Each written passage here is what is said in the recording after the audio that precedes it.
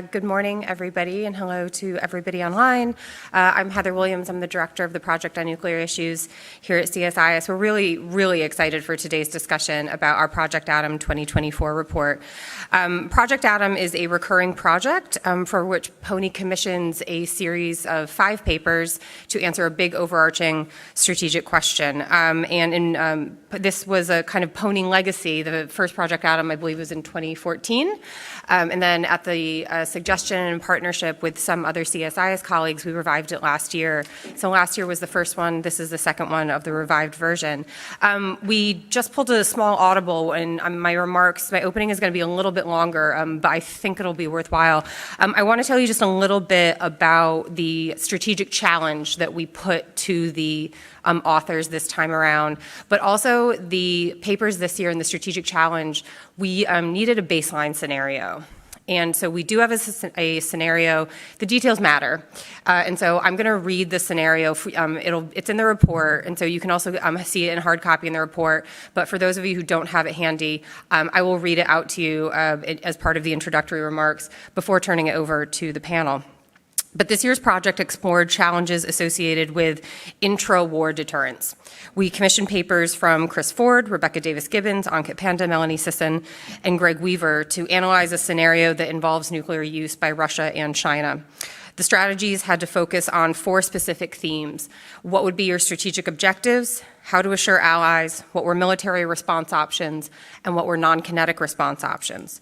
The strategies demonstrated agreement on a couple key issues, such as the importance of deterring conventional aggression and the relevance of non-kinetic responses, which I thought was a really fascinating insight from a lot of these papers. But as expected, and as is the point of Project Atom, the papers also differed in some really big ways and capture a really wide diversity of views on these issues. Important areas of disagreement included the relative importance and feasibility of assuring allies, at least relative to other strategic objectives, the advisability of a nuclear versus conventional response to deterrence failure, and what quote-unquote winning would look like in this scenario. And so with the exception of Greg Weaver, who couldn't join us this morning, we do have all the report authors here. These are 3 of the authors, and Melanie's also joining us for the morning. Thank you so much, Melanie. This event will be on the record, and if you aren't familiar with the CSIS system, if you have a question, you can scan the QR code and it will go to the moderators. So with that as a baseline, I am going to read through the scenario that we gave to the authors. This might take a minute or two, so bear with me. This is important. It will be worthwhile. They will make it worthwhile. Right, so quickly. As a foundation for the analysis, PONI provided the authors a scenario that features concurrent nuclear aggression from China and Russia. The scenario is set in 2027. It is predicated on the following assumptions. Xi and Putin remain the leaders of their countries. They have not relinquished their territorial claims. In the sense, China continues to pursue reunification with Taiwan. Russia maintains its claims on annexed Ukrainian territory. The war in Ukraine continues as a stalemate, and Western aid continues. Sanctions continue to damage the Russian economy and drive continued economic cooperation between Russia and China. Russia manages to partially rebuild its conventional military. China's GDP growth stabilizes between 3% to 4% compared to the US's, which is around 2%. The United States and its allies proceed with their planned defense modernization and preparedness efforts, and the United States forward deploys additional forces to Europe and the Indo-Pacific. And so now we'll get into the spicy part. By March 2027, in this scenario, Taiwan's domestic political landscape has shifted decisively against reunification. In response to pro-independence statements from Taiwanese presidential candidates, Chinese officials begin to publicly discuss using military force to achieve reunification. In the ensuing weeks, the U.S. intelligence community observes the beginning of a Chinese military buildup in Fujian province. Around the same time as this buildup, Xi and Putin host a summit at which Putin voices support for China's position on Taiwan, and the 2 leaders announce joint naval drills in the Pacific to coincide with Russian conventional and nuclear exercises. In preparation for what they consider an imminent threat, the U.S. and its allies signal that, quote, wars of conquest will be punished, and bolster their defensive postures through expanded forward deployments, elevated readiness levels in both regions. In the weeks preceding the joint Russian-Chinese exercise, the Ukrainian offensive makes significant gains and threatens Russian control of Crimea. In this scenario, on March 14, 2027, the joint Russian and Chinese naval exercise begins in the Western Pacific. The following day, China begins missile strikes on Taiwan in preparation for a full-scale invasion. On May 16th, Russia conducts conventional strikes on Polish transportation infrastructure. Xi and Putin release statements justifying their actions. NATO promptly invokes Article 5. The U.S. and its allies begin a conventional campaign against both Russia and China. In the Indo-Pacific, the U.S. and its allied forces interdict Chinese landing craft before they reach Taiwan. Heavy PLA casualties prompt limited anti-mobilization protests across China. In Europe, Polish and Lithuanian forces push into Kaliningrad Oblast and threaten to seize Kaliningrad city. NATO states begin to deploy forces to Ukraine while Ukrainian forces advance with NATO assistance and prepare for an invasion of Crimea. And then last kind of move, so to speak, on June 2nd, Russia strikes Polish transportation infrastructure and NATO forces, threatening Kaliningrad with a low-yield, below 10-kiloton nuclear weapons, inflicting approximately 1,000 casualties, including some Americans. Putin warns NATO of, quote, total annihilation if it does not cease its aggression.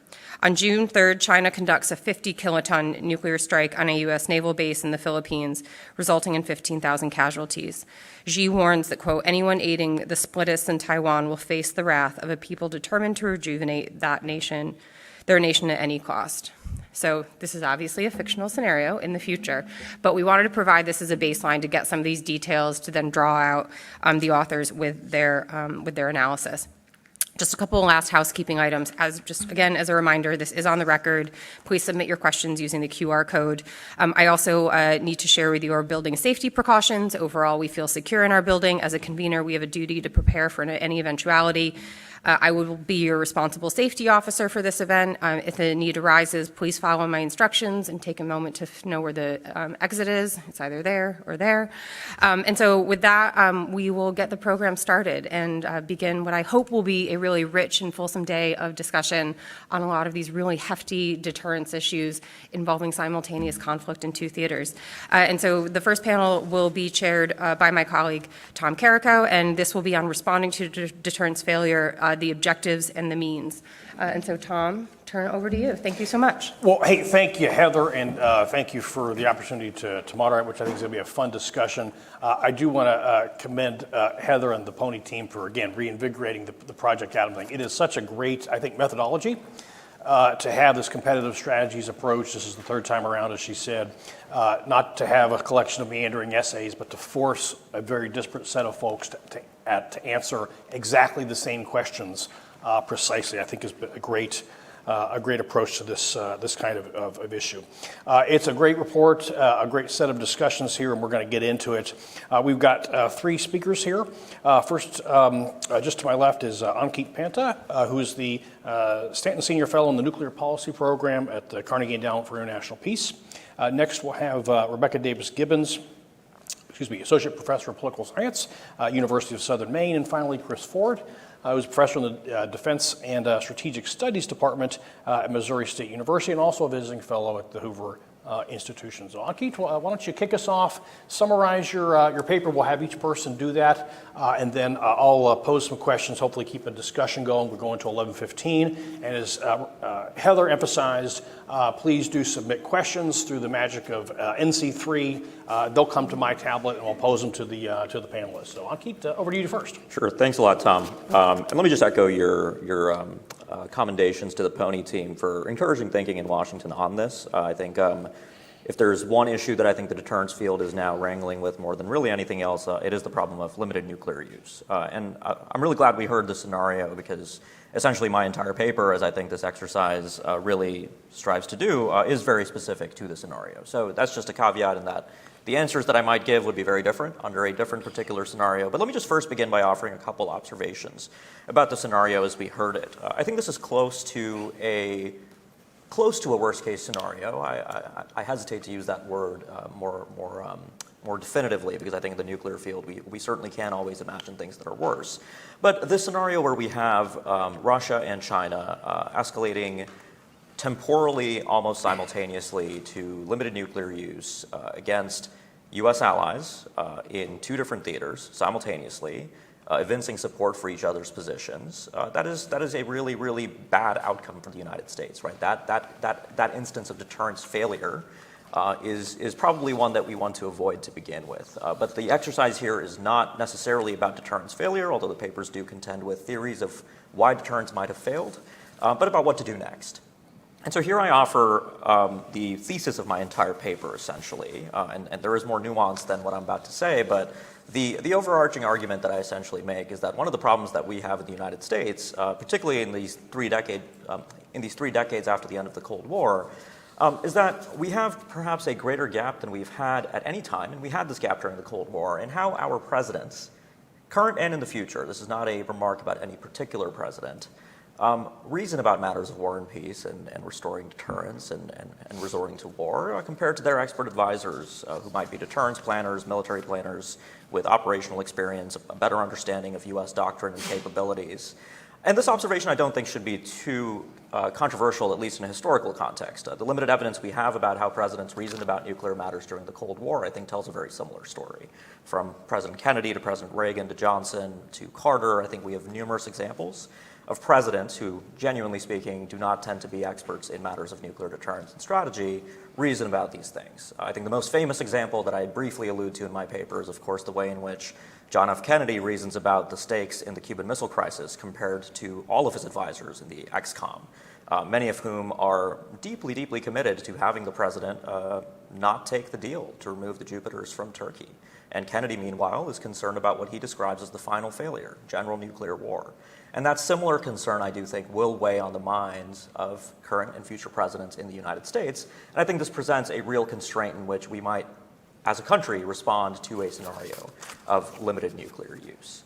The other observation that I make in the paper is that, of course, this fear of general nuclear war is not something that's unique to American presidents. Vladimir Putin and Xi Jinping, I think, resort to limited nuclear use largely out of an interest in bargaining with the United States. This is something that I think takes me back to those of you in the international relations world will be familiar with the bargaining theory of war. I think limited nuclear use in this particular way, I think, very much is compatible with that view of warfare, where it is seen, I think, by these leaders in the context of this scenario, where both have suffered significant conventional setbacks, as a way to cross the nuclear threshold deliberately to indicate that the stakes that Putin and Xi feel in this scenario, the stakes pertaining to their personal political control of their countries, and the stakes they personally perceive over Kaliningrad and Taiwan, respectively, are so great that the United States will be compelled to back down because we simply won't share that same perception of stake in this particular crisis. And this was really, I think, the crux of the debate in many ways among the Project Atom authors. And I won't speak for my co-authors, who I think have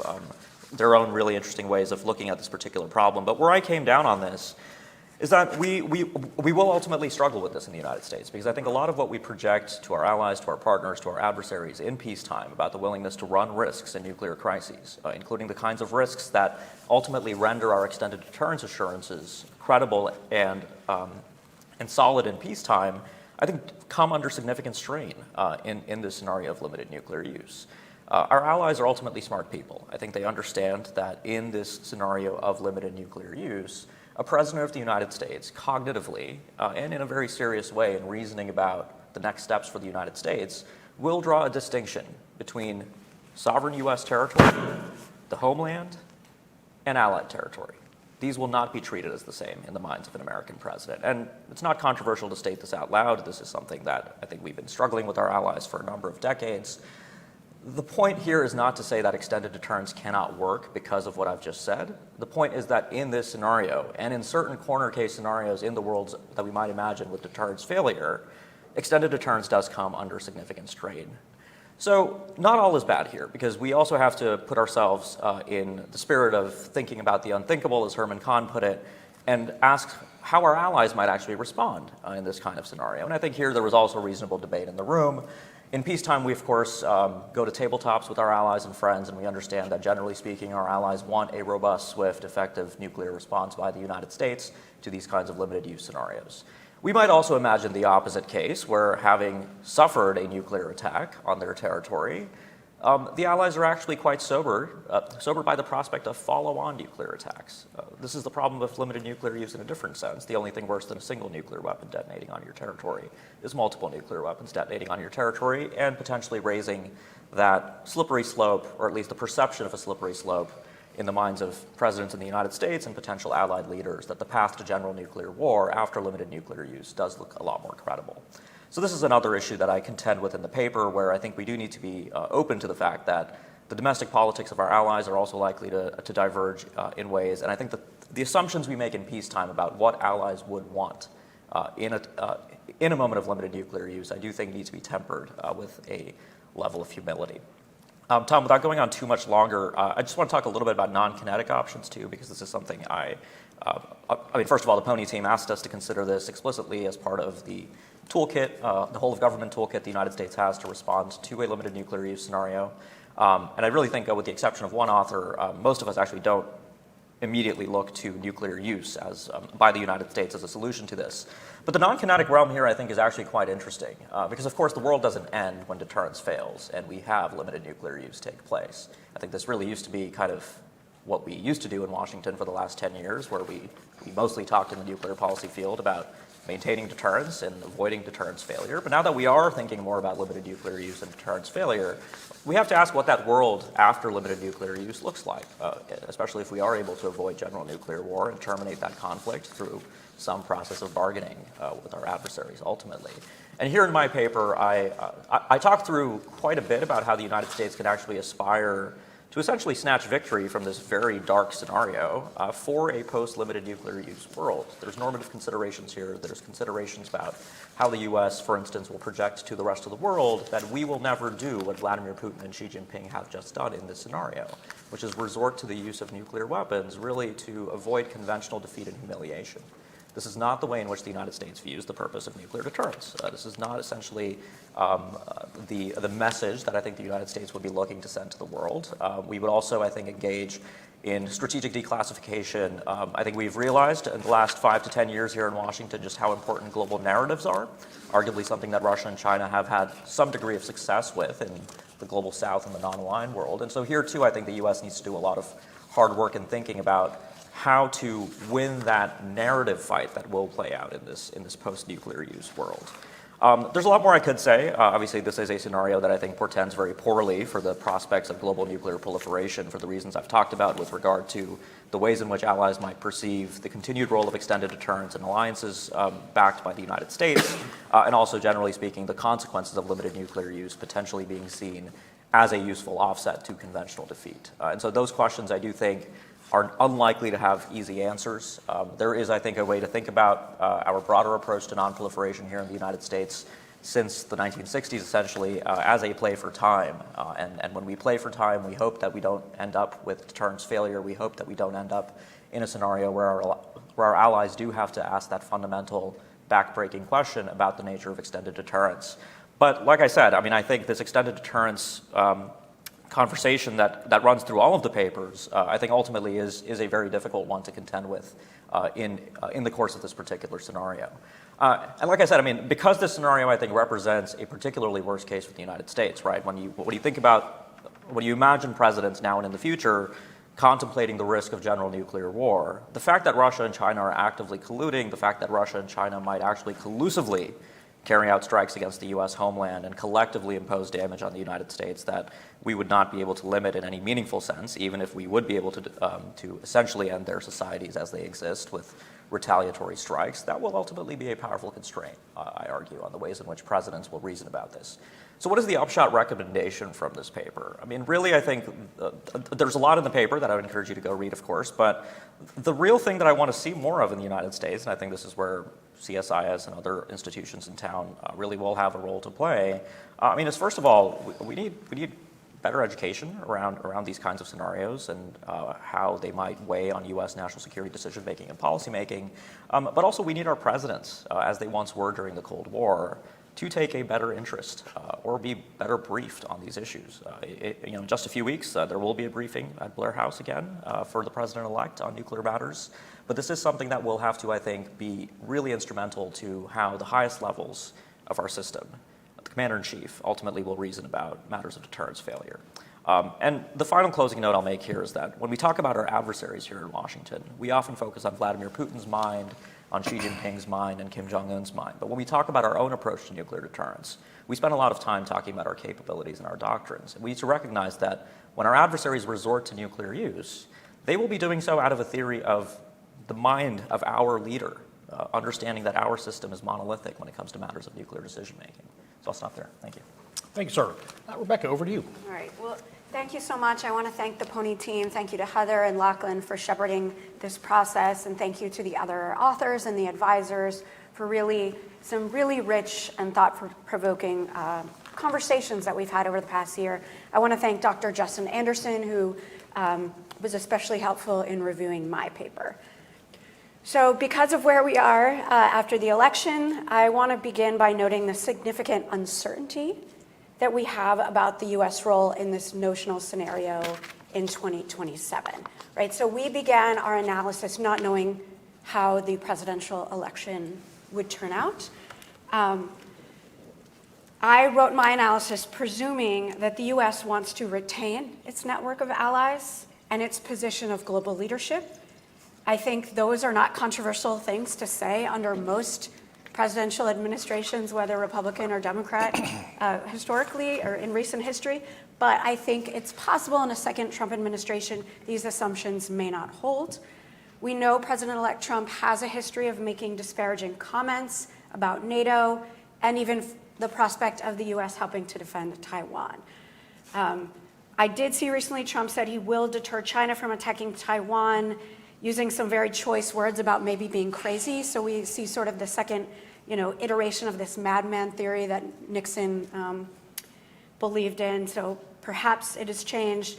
We also know in terms of NATO that Trump has made a big deal, and I think as Obama did before, and it's important, that the NATO allies are spending the requisite amount, whether it's 2% or more, on their defense, right? So that has helped, but I worry that Trump has that kind of narrow conception of our alliance relationships and their values.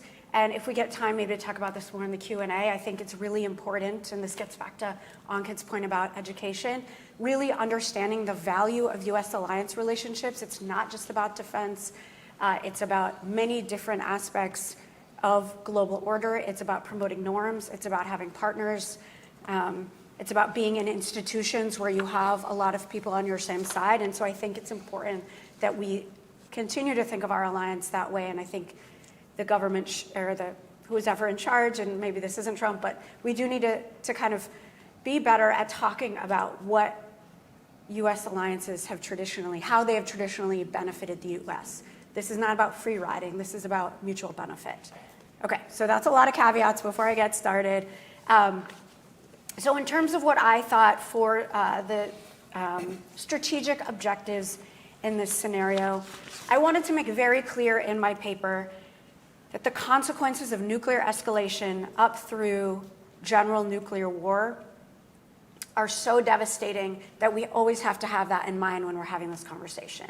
I'd recommend reading Melanie's paper. I think she does a good job at getting at just how destructive and devastating nuclear weapons are. I mean, I hope we all in this room know this, but I think it's always important when we're talking about nuclear weapons that this isn't just a stale and staid conversation, that we're really talking about what these do to bodies, what these do to communities, what these do to the environment, and keep that in mind. And I think, as Ankit said, that will be in the president's mind, of course, we would hope, as this scenario unfolds. But because of that, and because of this grave danger, I put preventing that level of war, nuclear exchange, as the primary strategic goal in this scenario. And I did that partly to highlight the grave consequences of nuclear weapons. So then there are secondary strategic goals, which are also very important, but they are moot in the event of large-scale nuclear war.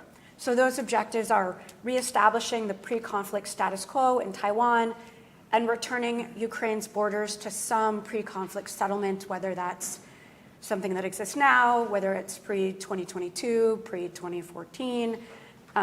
Another goal, demonstrating U.S. credibility to U.S. allies and partners, maintaining the Philippines as an ally in the Pacific, which I think would be very difficult given the scenario that Heather read, maintaining freedom of movement for all in the international waters of the Pacific, thinking about free trade, and reestablishing a taboo against the first use of nuclear weapons. And so as you can see from those strategic goals, I am, and maybe naively, but I'm trying to maintain some semblance of the architecture of a global rules-based order. Now, there have been debates for decades about if that exists. I argue the global rules-based order exists. It was never global. It's deeper and shallower in different areas, but there are rules that most states follow most of the time, and that it would be in the U.S. strategic interest to maintain that order. All right, so in terms of military responses, I think the key question for all of us was, do you respond with nuclear weapons in kind, right? And that would be one of the key challenges on the president's mind and also on advisors' minds. And the volume does have some divergence of opinion. We do have one paper by Greg Weaver that I believe does argue for some response in kind, but I would encourage you to read his paper and not take my word for it. I argue that we should not initially respond with nuclear weapons, but respond strongly and conventionally. Some public conventional attacks against military targets to degrade the military capabilities of both the PRC and the Russian Federation, and also some clandestine attacks to degrade capabilities. So why this response? I have three assumptions that I realized I was making analytically that fed into this policy recommendation. The first is very important, that leaders may not be able to control escalation. I think historically, if you look back at presidents and their advisors across parties, there was very low confidence in the ability to control escalation. We don't have a lot of experience with this. This is unprecedented territory. And I think we should be leery of anyone who confidently declares that we can control nuclear escalation. And maybe in the Q&A, we can talk a little more about tactical weapons versus strategic weapons. I have some concern about thinking that because this was just, 50 kilotons is not low yield, but lower yield weapons on the spectrum, that somehow this is more controllable. And I think that's a dangerous assumption. My second assumption is that a military response that leads to public humiliation of Putin and Xi, these kind of responses are not likely to lead to off-ramps that result in U.S. and allied preferred outcomes. And this is where some of the clandestine actions that I argue for to degrade some of the military capabilities come in. We could affect those capabilities, but there's still some plausible deniability, and it's possible that Putin and Xi would not be well known that these things happen. So maybe they save a little bit of face with those actions. And then the third and final assumption is that to be deterred from further escalation, Xi and Putin must be fearful of follow-on attacks. So we have this strong initial conventional response, the promise of more to come, and some nuclear signaling and readiness to indicate that that is possible. I think there has to be private communication to the adversaries, again, that there's more to come if there's not resolution of this conflict. Just a few more things about the response. Avoiding command and control targeting. We don't want this to be perceived as regime change. I think that is a quick way to get to the nuclear escalation that we're trying to avoid. We need to have public and private assurances to adversaries that the U.S. is not seeking regime change. And I want to point out, when we're thinking of prospect theory, when actors are in the domain of losses, and remember, we assume that they use nuclear weapons in the first place because they're losing conventionally. So they're already in the domain of losses. That is when people become very risk acceptant. So we are in a very risky circumstance, and we don't want to push those leaders too much. We need to respond strongly, promise more, but have some potential for them to save face and to have some off-ramps to get out of this conflict. And lastly, in terms of non-kinetic measures, there's a lot of potential options besides military attacks. Any financial punishments that are left at this point in 2027, maybe things will change between now and then, particularly in terms of the Russian Federation. I think cyber attacks could be part of this, but they have to be so carefully calibrated that, again, they're not seen as some prelude to regime change. So somehow, and it's of course easy for me to sit up here and say this, right? But calibrated in such a way that it's a prelude to what could come and that there could be more damage to come. Something I focus a lot on in my paper is diplomatic statements and diplomatic coalitions that need to be built in the aftermath of the first use since 1945, first use in warfare, I should say. So following the nuclear attacks, the U.S. and its allies must make strong statements to all audiences, domestic and foreign, that China and Russia have broken a long-standing global taboo. The U.S. should organize a unified public statement condemning the use of nuclear weapons, similar to the way that the General Assembly came together in a session to condemn the Russian invasion of Ukraine in 2022. I think they should try to pass a similar resolution. And these statements are important to try to reestablish this taboo after the conflict ends. I just say here because the U.S. is in a competition with influence in the world today, I think it's really important to think strategically about reinvigorating our relationships, not just with allies, but with members of the global South in advance of something like this happening, so we really can get a global effort to condemn this nuclear use if it were to happen. And I will end there. Great, thank you. Chris, over to you. All right, thanks very much. And let me follow my other panelists here in thanking Heather and Lachlan and the PONI team and CSIS for having this. In my experience in government, scenario planning and exercises that relate to potential nuclear weapons use traditionally, well, since the end of the Cold War, traditionally stop at boom, and that is a terrible way to be prepared for thinking usefully about what to do if boom occurs. And I'm delighted to see that not just that this is happening, but that we're able to have these discussions to some degree publicly, which is marvelous.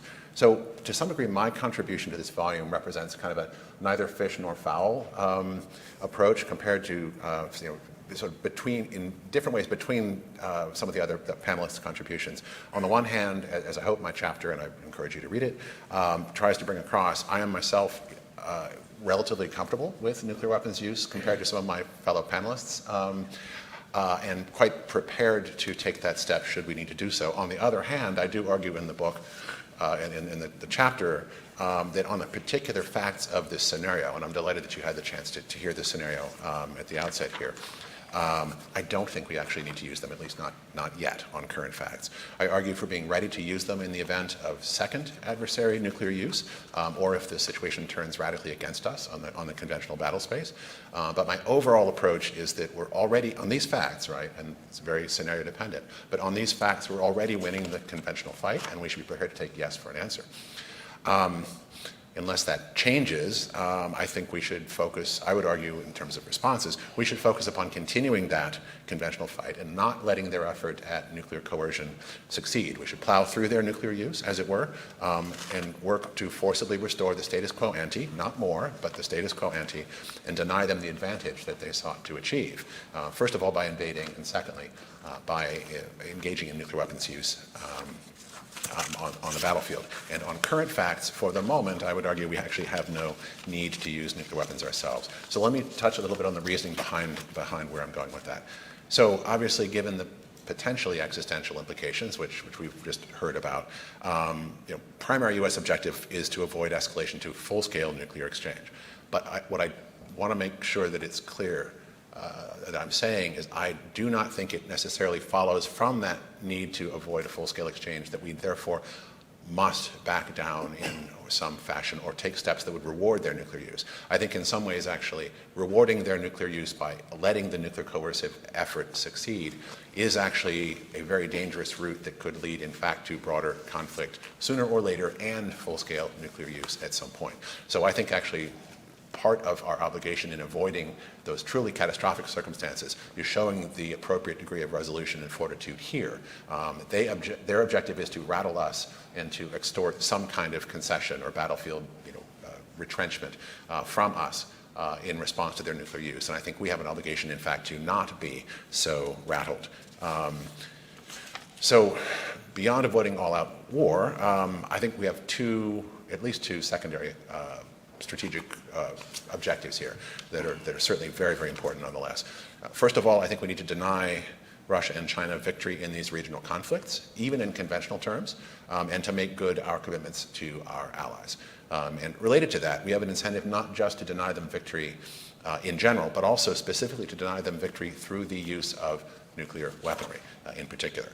And as I said before, I think rewarding that effort at nuclear coercion on the battlefield would lead to all sorts of long-term consequences that we have a strong interest in preventing. So the most important thing in this context, I would argue, that we need to do is to not slow or alter our activities that are, as I pointed out, in fact, winning the conventional fight already. So lots of things we can do to ready our forces to be more prepared to operate in a potential nuclear environment. We should not let ourselves be deterred by their effort to deter us from protecting the sovereignty and autonomy of our allies. And we shouldn't we shouldn't reward their use in that context. And it's important to remember that in this scenario, on the current facts, Russian and Chinese nuclear weapons use, it was notably limited, right? I mean, they only hit things in theater that were of tactical operational relevance to the battle fight. They only struck a small number of targets, despite possessing, both in Russia's case and China's case, massive overmatch in theater range nuclear systems. We have very little capability in that respect.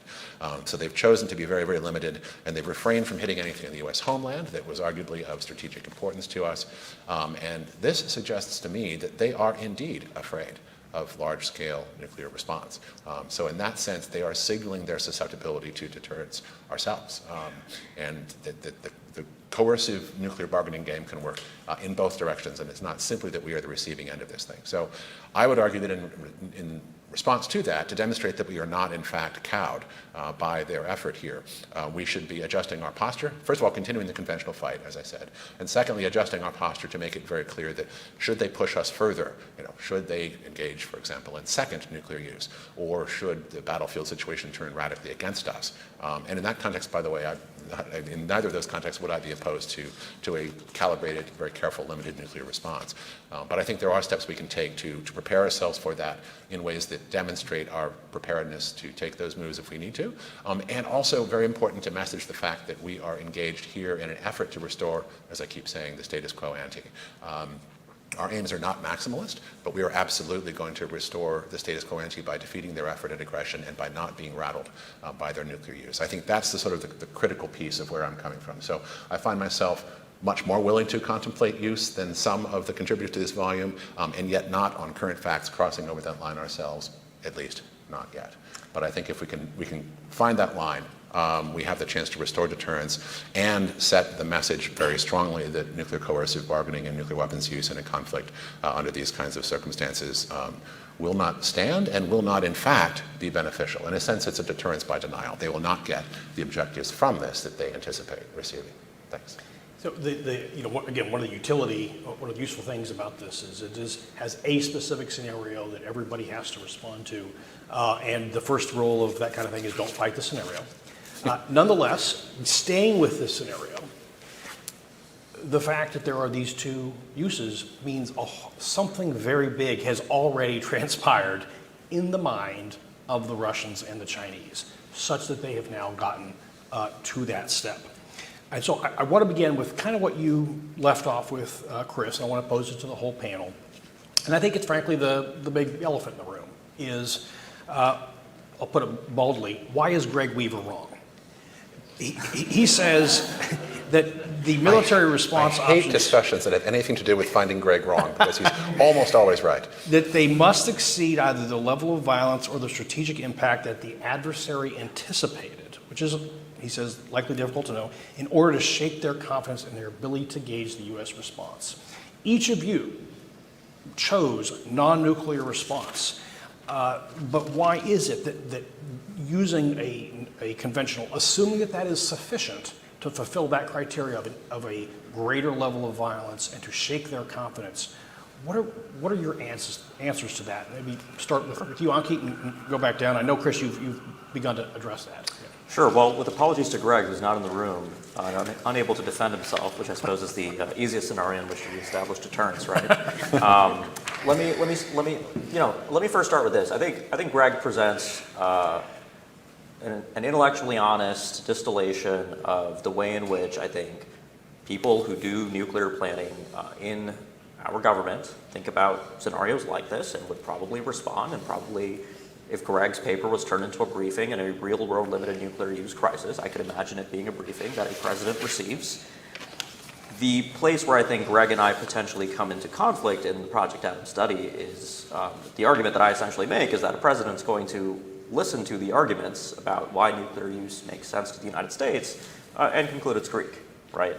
And that just is not going to translate into a appealing course of action for a president that is going to be concerned about the risk of general nuclear war and probably diverges with his or her own advisors about the risk of general nuclear war, right? I think even what Chris has said, I mean, I would disagree with Chris about the implications for the future and sort of long-term risks of general nuclear war if we don't respond in a certain way. But we have to sort of acknowledge that, yes, in this world, we want to always give political leaders options, right? That's really what we talk about when we talk about U.S. nuclear force posture. We talk about our risk acceptance. We talk about the options that presidents need to have in a time of crisis. But we also need to be open to the fact that the primary priority that many presidents might have in a scenario like this could actually be a full-scale instinct for de-escalation. And so we need to be prepared to offer options in that world as well. So how do you sort of respond? Because where I really agree with Chris is on the need to communicate to China and Russia that this kind of limited nuclear use cannot be allowed to stand longer term. And so I didn't really talk about some of the conventional military response ideas I sort of have. I mean, I think Chris and I are on the same page in terms of the need for the United States to demonstrate that the tactical military benefit of this nuclear use is actually going to be pretty moderate, that in the transatlantic theater, NATO will be able to continue operating conventionally. In the Indo-Pacific, where in the course of the scenario, the United States has just walloped an amphibious invasion attempt of Taiwan, that the United States will continue to accomplish its objectives with our overwhelming conventional might if necessary. And so that is, I think, the core problem I have with this sort of compulsion to respond to limited nuclear use with limited nuclear use. I think the area where this debate gets interesting is, why outside of nuclear use by the United States would Russia and China stand down from nuclear use? And I think that question presupposes that the primary reason that Xi and Putin resorted to nuclear use was out of a search for some kind of tactical military advantage in the course of the actual theater-based conflict that's playing out, and not in terms of this coercive bargaining logic.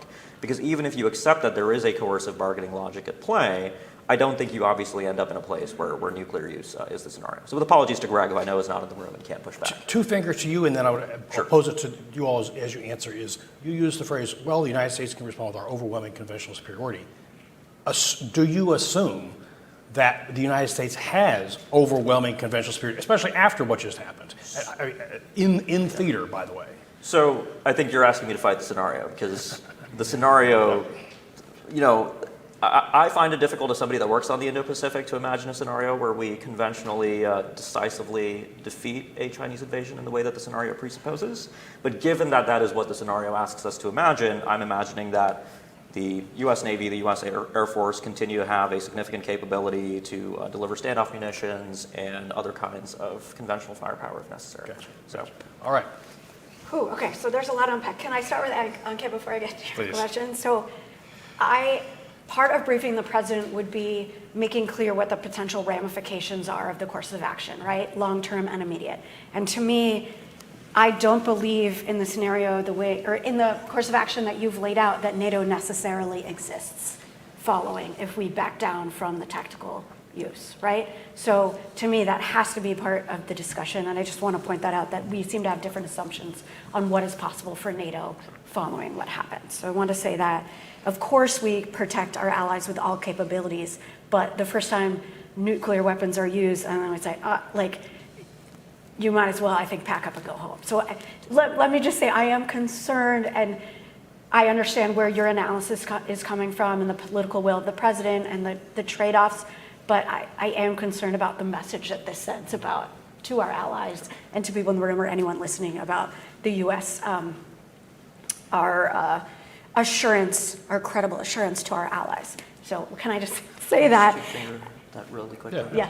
Sorry, just the only thing to add, I accept that, but I also think this is part of why in peacetime we are very reluctant to give our allies blanket assurances that the United States would definitively respond with nuclear weapons, including to scenarios involving limited nuclear use. So. Of course, and I think there's many scenarios where we wouldn't need to, and I'm even arguing in this one that we wouldn't start there, but I just think where I kind of agree with you but disagree with Greg Weaver is he assumes that Xi and Putin have baked in a nuclear response to their initial nuclear use. And I think they've assumed or are hoping, or some percentage of the pie, over 50%, is hoping or assuming that we will back down because we don't want to see more nuclear use. So our assumptions about what's baked into their assumptions are different, right? Does that make sense? I know that's... So I think responding strongly conventionally, right, and we can debate what capabilities we would have both overtly and, you know, what other capabilities we might have in that aftermath, but I think continuing to prosecute the war, as Chris talked about, and not being rattled is important, and showing that their nuclear coercion did not work. And so I don't see that it's necessary to respond in kind initially. Let me respond to your question, to your comment about the assumptions about our adversaries' assumptions. What if they do have that baked in and we don't, and they're like, whoa, that was weak. We're going to keep rolling. That's the argument, right? I mean, we might get to an escalatory position, and I do talk in the paper about positioning, signaling and positioning assets, alerting assets, but I don't think we need to do that first. We're talking about nuclear war here, so I'd rather make the assumption that I'm making and see if it's possible to have an on-ramp, not to mention the benefit that gives us in the aftermath. If we can show that nuclear use did not get the attackers what they wanted, proliferation doesn't pay. There's a lot of reasons, the moral high ground, there's a lot of reasons why if we can have that way of moving forward, it's more beneficial to the U.S. than immediately going nuclear. Great, thank you. Well, it's entirely that sort of fundamental assumption about what the adversaries are trying to do that needs to guide our response. And, you know, certainly if my assumptions about the adversary are slightly off, then perhaps what I'm suggesting isn't the right answer, to be sure. I think Greg and I have slightly different takes on this. My assumption about the adversary is they wanted to, you know, at least sort of three things, right? First of all, they wanted to win the theater fight. They started the war. And when it didn't go so well for them in this scenario, which is a marvelous scenario from that perspective, when it doesn't go so well for them, they try to return to winning by engaging in limited nuclear use to scare us off of resisting their predation, as it were. And that's A and B, right? And then C is they assume that at each point, like their basic assumptions about us are that at each point where they take the initiative in escalating, both by starting the war and by using nuclear weapons, that we will be rattled off. They're trying to weaponize our nuclear taboo. And the more that we valorize the existence of a nuclear taboo, the more that we encourage them to do that kind of coercive bargaining attempt. So they try to do those three things. My military objective in this scenario is to defeat each of those three things. We're already keeping them from winning the conventional fight because in this scenario we're actually better at it than they are, which is marvelous to hear. And B, when it doesn't go well, they're trying to scare us off, and my objective is to not be scared off. So defeating their operational objectives and defeating their fundamental strategic assumption, which is that we are too weak or divided or rattled or afraid to we are so weak and divided and rattled and afraid that when they do each of these things, at each point they assume that we will be scared off. And so my objective is to show that that's not the case. Now, again, if my assumptions about the adversary are slightly off, and it turns out that they are perfectly happy, they have baked in an assumption of our non-response or expectation of nuclear response, then we will need to take that step. I would certainly agree. But to some degree, this is also, and one of the pieces that we had some very good discussions with Greg about, what are our assumptions about what the allies need? What the security and integrity of our alliance relationships need in this context. My argument is that our allies do not necessarily insist upon us using nuclear weapons in this fact pattern. I mean, I can imagine fact patterns where they might. But here, my assumption, and again, I could be wrong, but my assumption is that our allies don't have this sort of blanket assumption that if hostilities occur, that we will therefore always inevitably use nuclear weapons. Their assumption is that we will defend them by whatever means are necessary. And on these facts, I don't think nukes are necessary yet. If they become necessary, totally fine. I would not be against going to limited first nuclear use if the adversary hadn't used nuclear weapons here. I'd be happy to go first if the alternative is our allies being extinguished as sovereign states.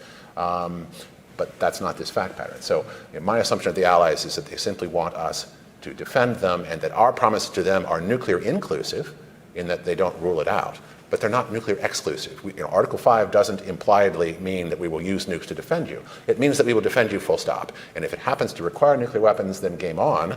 But short of that, why take that step? Our allies have always wanted us to defend them, and they've always been nervous about, well, understandably nervous, about the prospect of nuclear weapons use on their territory. In this case, I think we can navigate that dangerous strait. Yeah. So just want to add one thing on, because Rebecca brought up NATO, which I think is important to just pull this one thread in the scenario that we actually debated a little bit. So you have this really interesting maneuver by Poland and Lithuania into Kaliningrad, coming up on Kaliningrad City. I think this is interesting, and particularly in the context of the Russian nuclear doctrine revisions that have just taken place to talk about this. It was totally ambiguous in the context of the scenario whether this was a sanctioned pan-alliance decision with the North Atlantic Council implicated, or if our allies kind of got ahead of their skis. That was an ambiguity that we did not resolve in the scenario. But the reason I mention this is because we need to be, I think, in thinking about these limited nuclear use scenarios, we talk about our allies as force multipliers, which is absolutely true. They are an asymmetric advantage for the United States.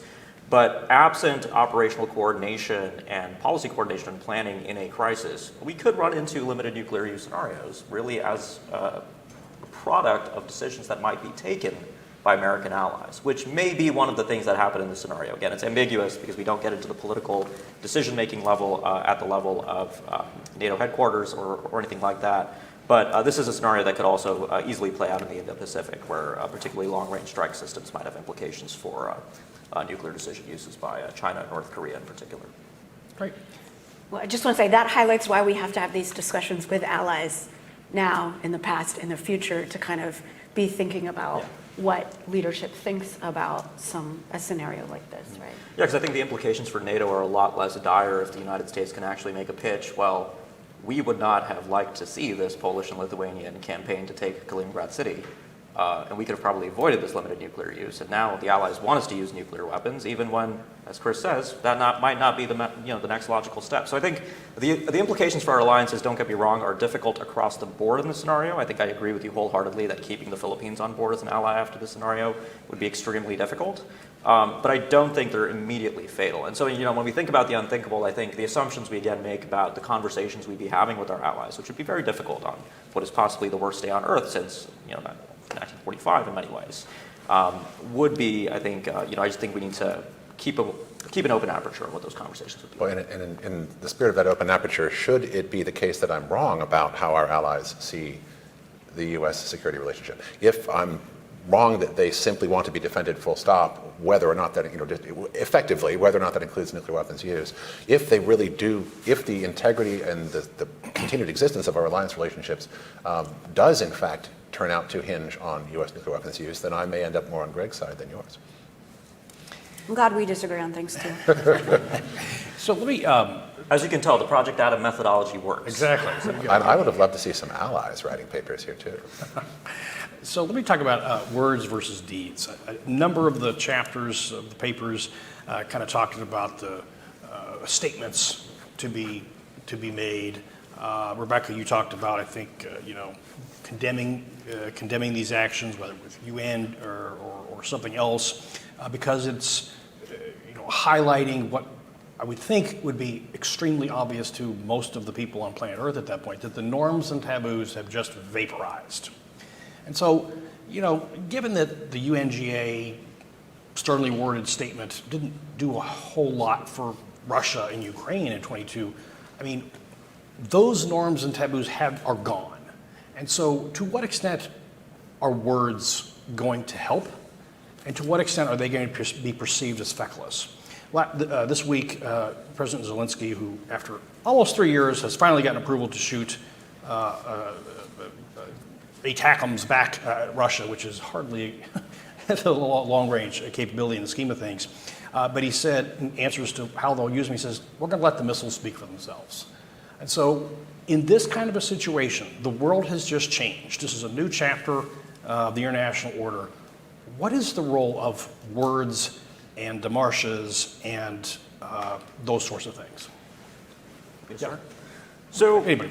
So I guess Rebecca and I agree on the importance of the normative fight that comes after this, right? I mean, I think, we can't be nihilistic about a post-limited nuclear use world in the sense that it's a free-for-all, there are no norms, nuclear weapons are going to irreversibly spread. I would argue that the United States would continue to have the essentially the same grand strategic interests we have had in, I would not use necessarily the taboo to describe this, because I think I would argue that officially our system doesn't really imbibe a taboo, right? We like the tradition of non-use, but we of course reserve the right to employ nuclear weapons first in scenarios where they might suit our interests. So I think establishing that despite the fact that limited nuclear use has taken place, it did not confer military advantages, it makes Russia and China look weak, it shows that they are different from the United States. I mean, this is already a conversation that's playing out in the international system where in multilateral settings, in settings with the global south, the United States is often lumped into the same bucket as Russia and China with regard to nuclear matters. This would be a very good opportunity to show the world that that is actually not true, that the United States has lost conventional wars, might lose conventional wars in the future, and if that were to manifest, we would not reach into our nuclear holster out of a move of utter desperation. If we were to resort to nuclear use, it would be under those extreme circumstances that we've talked about that don't necessarily mean conventional defeat in the way that Russia and China have just demonstrated. And so I think that fight would matter.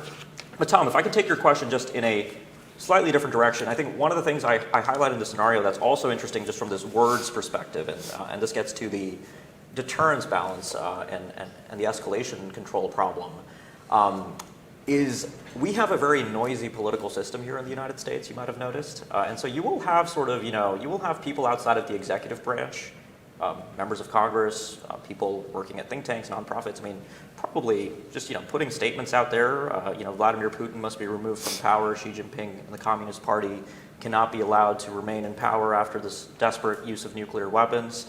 And as much as you might agree on with those statements on a moral level, and many Americans I think will be compelled to make those kinds of statements, those I do think will contribute to a negative information environment for escalation control. Because I think as we've learned, oftentimes our Chinese and Russian counterparts do not understand our political system. I think we saw this when former Speaker Pelosi went to Taiwan, where that was seen as a deliberate provocation by the Biden administration and the executive branch. The separation of powers that we all understand, even if you have a very well on-message executive and a president, we will still have to account for the fact that the noise that is unfortunately a product of our open society will actually bear negatively, in my opinion, on the escalation control problem. And so that is a difficult challenge, and I think Rebecca's got a good solution there, which is clandestine and covert channels and assurances, I think, can be useful there, but making those credible starts to get a lot more difficult. And of course, Putin and Xi have their own audience costs to think about, right? We don't know what's going to be happening within Russia and China in terms of pressures for escalation as well. Yeah, thanks for this question. I think I would take issue with the idea that because nuclear weapons were used, that the norms and taboos have vaporized. But I can see how you'd say that. But I think, and I've done research, I think almost 10 years ago, kind of looking at the strength of norms and how we assess them. And obviously that's very nebulous and hard to do. But I think sometimes we see the strength of norms in their violations. And that's because we see, did the norm violator achieve what they wanted strategically, right? If they didn't, they violated a norm and they failed. So maybe the norm isn't as weak as we thought. If there is a strong condemnation for their actions and they were unsuccessful at achieving their goals, then I think the norm, it's weakened on some measure that is, we cannot say for sure what that measure is. But I don't think it's necessarily true that it's vaporized, in that it really depends on how we respond and how the rest of the world sees their nuclear use. Do they say, oh, a small nuclear weapons use just made the US back down and go home? Ooh, maybe I should get those nuclear weapons because you just need to have the small tactical ones and you can boss around the United States, right? So that's a concern. And then just in terms of the taboo language, I'm glad you said tradition of non-use. I think the taboo is, we use that as shorthand, but I think there's many logics that go into that. There is a strategic logic about setting a precedent, right? We don't want this precedent set. There is a moral aspect to it because of the effects of nuclear weapons, but it's all part of the taboo. So it's not just normative in the moral sense, right? I think there's many reasons why we wouldn't want to see nuclear weapons used. Gotcha. For my part, I draw a distinction. I love me a good, demonstrative, eloquent statement of condemnation signed by lots of people. And as a diplomat, I understand that there may be virtue in such things and value in such things in dealing with third parties. We are demonstrably, however, in a case where vis-a-vis the adversaries, this is not a thing. And there is zero value in wagging our finger more effectively at them. So if we're talking about managing the immediate challenges of deterrence, reestablishment, and escalation management, sure, I'd be making lots of statements in this scenario, but I would not put any meaningful reliance upon them. There's utility in trying to get third parties to work with you if you can say things that frame the situation in ways that show that you are in fact trying to do the right thing as you are, and that you're doing it in a rational and thoughtful way as you are. bar, right? That's good, but we need to moderate expectations when it comes to statements. The signals I want to send primarily here vis-a-vis the adversary are operational ones. You will not succeed. And this is not, this is not a winning gambit. It is not a successful thing. There's no feedback loop that positively rewards this at all.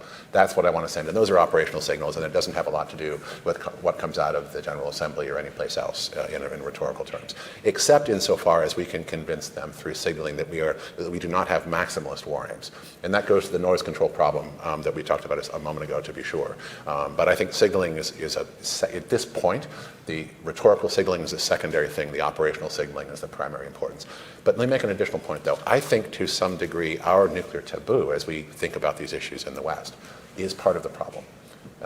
It feels in this scenario to me like our adversaries have assumed, not to put words into their mouth, but they seem to have assumed that we have talked for so long with such fervor and intensity and clear authenticity about how rattled and terrified we are by the prospect of nuclear escalation.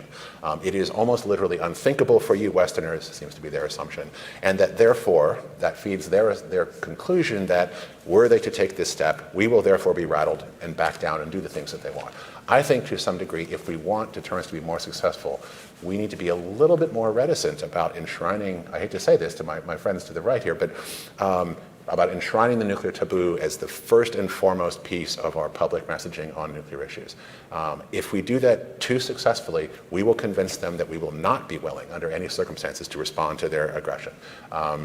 I think they think that, or they thought that in this scenario. And my game operationally in responding to these facts in this scenario is to restore the perception that, to make the emphatic conclusion in their heads that were wrong about that. By the way, we will fight if you attack. And by the way, if you use nuclear weapons, we will not be rattled and back down. So I fear almost that we need to be more latitudinarian about nuclear risk if we are to be better at preventing nuclear catastrophes.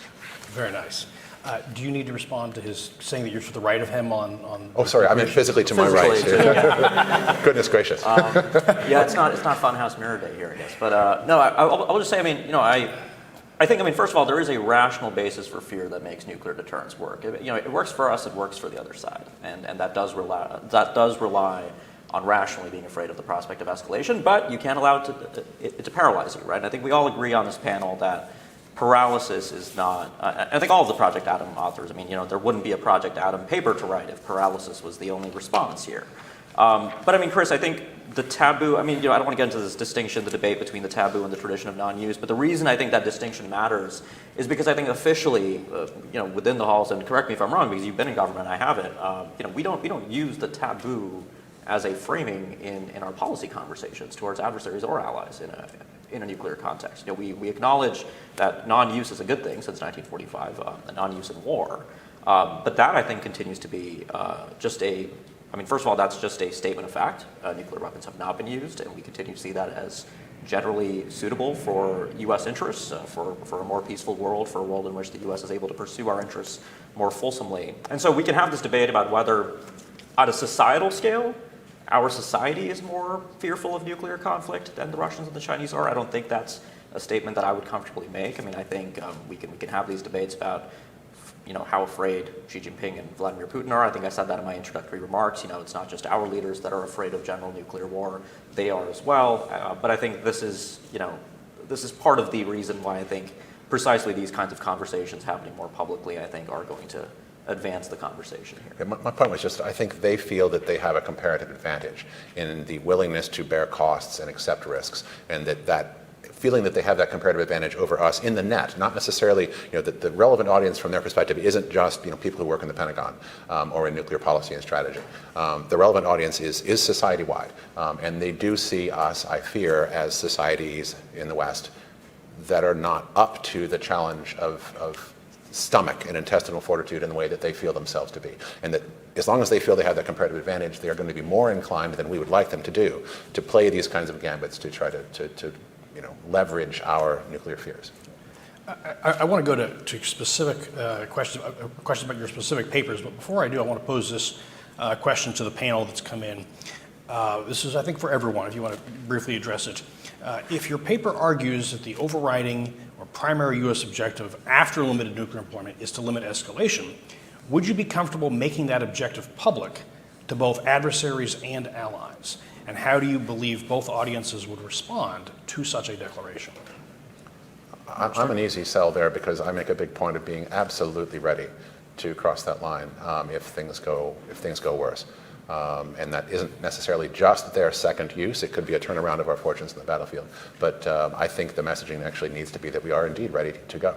And our posturing should be, in an operational sense, to demonstrate that we are ready so that they don't just hear this from us rhetorically, because we already, on this scenario, we know that we have trouble getting our deterrent message through just by how we describe the problem. So we need to be doing things that also back up the message of our talk with our walk, while being careful not, in fairness, I don't want to be too provocative here. There's a Goldilocks point that we should be trying for, right? So in our posturing and getting ready for a nuclear fight, if God forbid we should have to have one, we need to avoid things that look at this point in the scenario like they might, things that could be mistaken for attack is in progress, right? So, bringing all the DCAs to the airfields and parking them next to the vaults and having people running around back and forth might be a bit much right now, because that sort of feels like, hey, we're just about to go.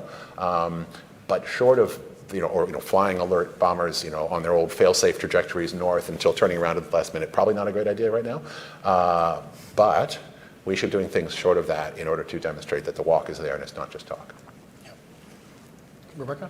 I would say that I think this is similar to what Chris is saying, like the escalatory action that I'm most concerned about is they read our actions as seeking regime change in either of those countries. And so I think that is something we can clearly communicate that is a limit.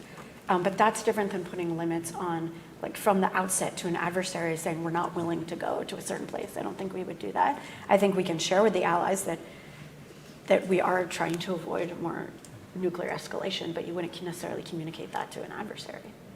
Yeah. Okay. Yeah, I would basically, I should clarify here, I don't think any of us wrote these papers with the intention for the president to read it on primetime news after limited nuclear use takes place, right? I think this is kind of a distillation of the intellectual processes that would be playing out at principals meetings within, among the closest advisors to the president and elsewhere in our system. But this question about, should the United States indicate concern about escalation? I would say probably not. That essentially goes without saying when you're in a kinetic conflict between nuclear armed powers. Both of you are concerned about escalation, right? The question is risk acceptance. It is what are the risks that we are willing to run as the United States versus the other side? And so the kinds of declaratory messages that I think should be public in the context of this are largely, I think, compatible with, first of all, communicating the limitedness of our war aims, the fact that we are fighting we are defending our interests and our allies and the status quo.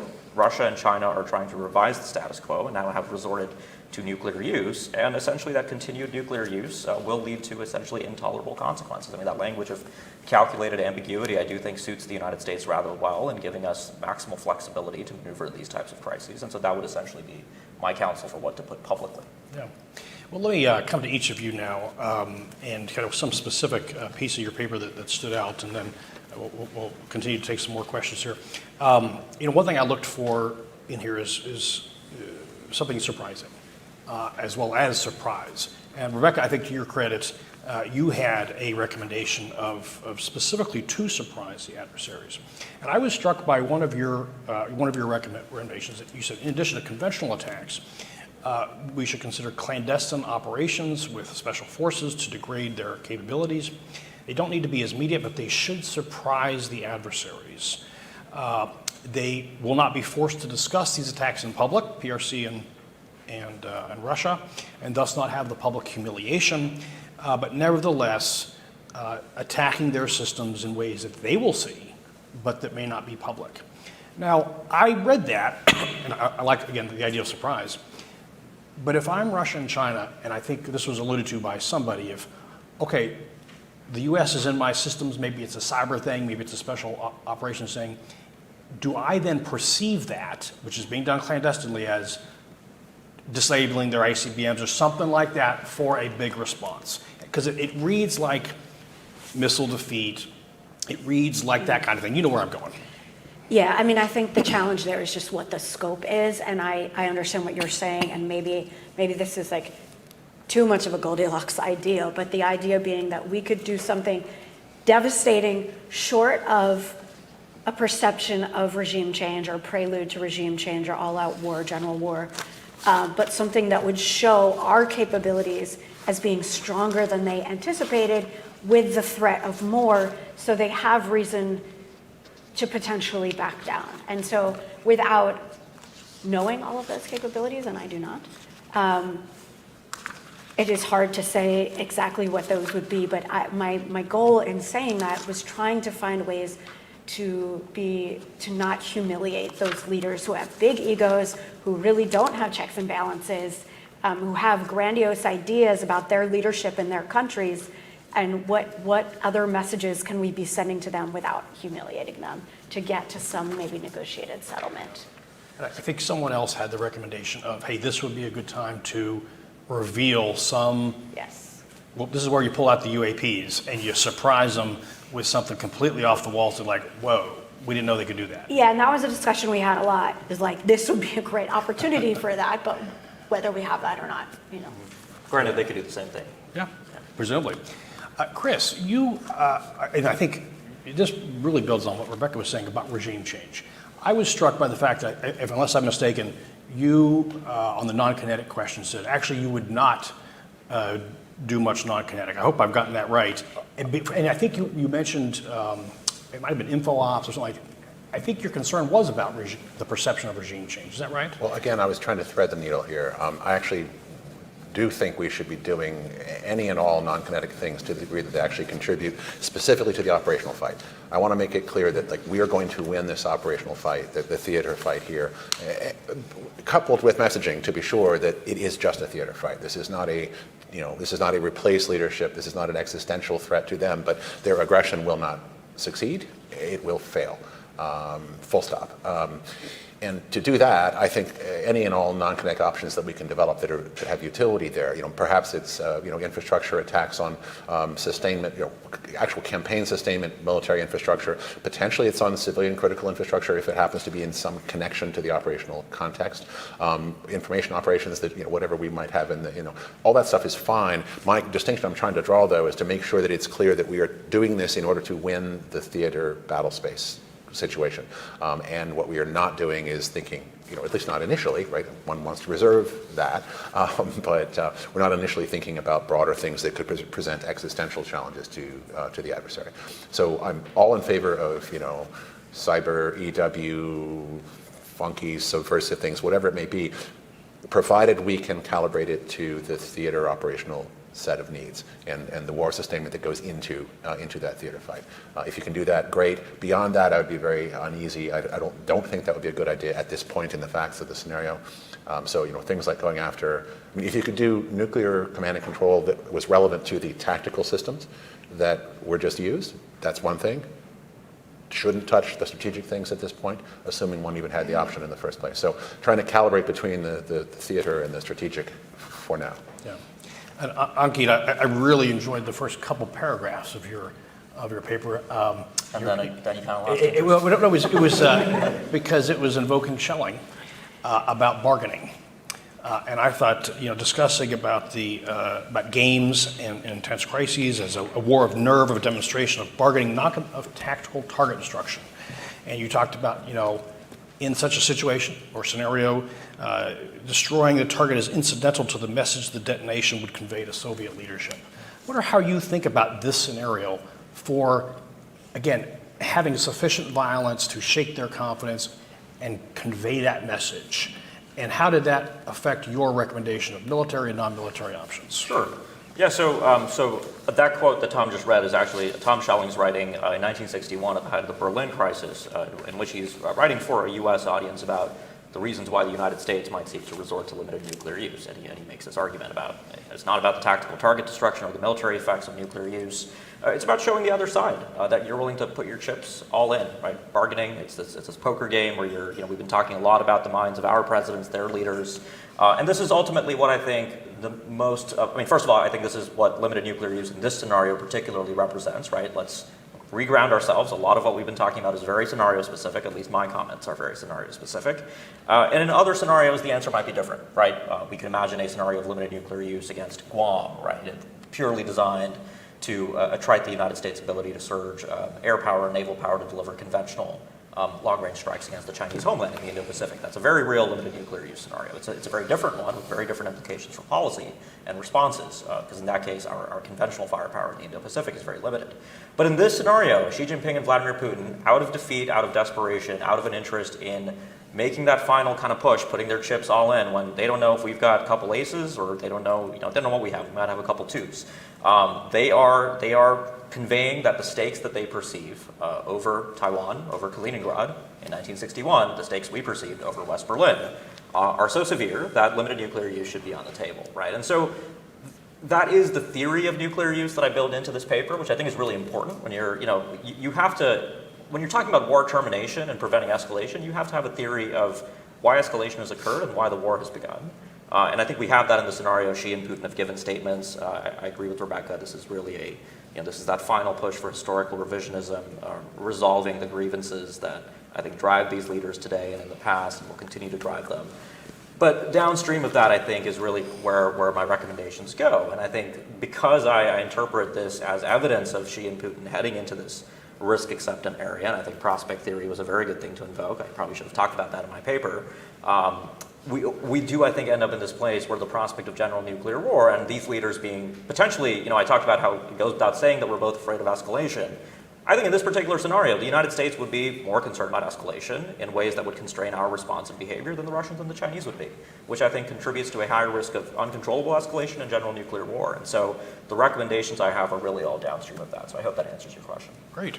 Let me pose another question to the whole panel, which is, after the 9/11, the commission said that 9/11 was a failure of imagination.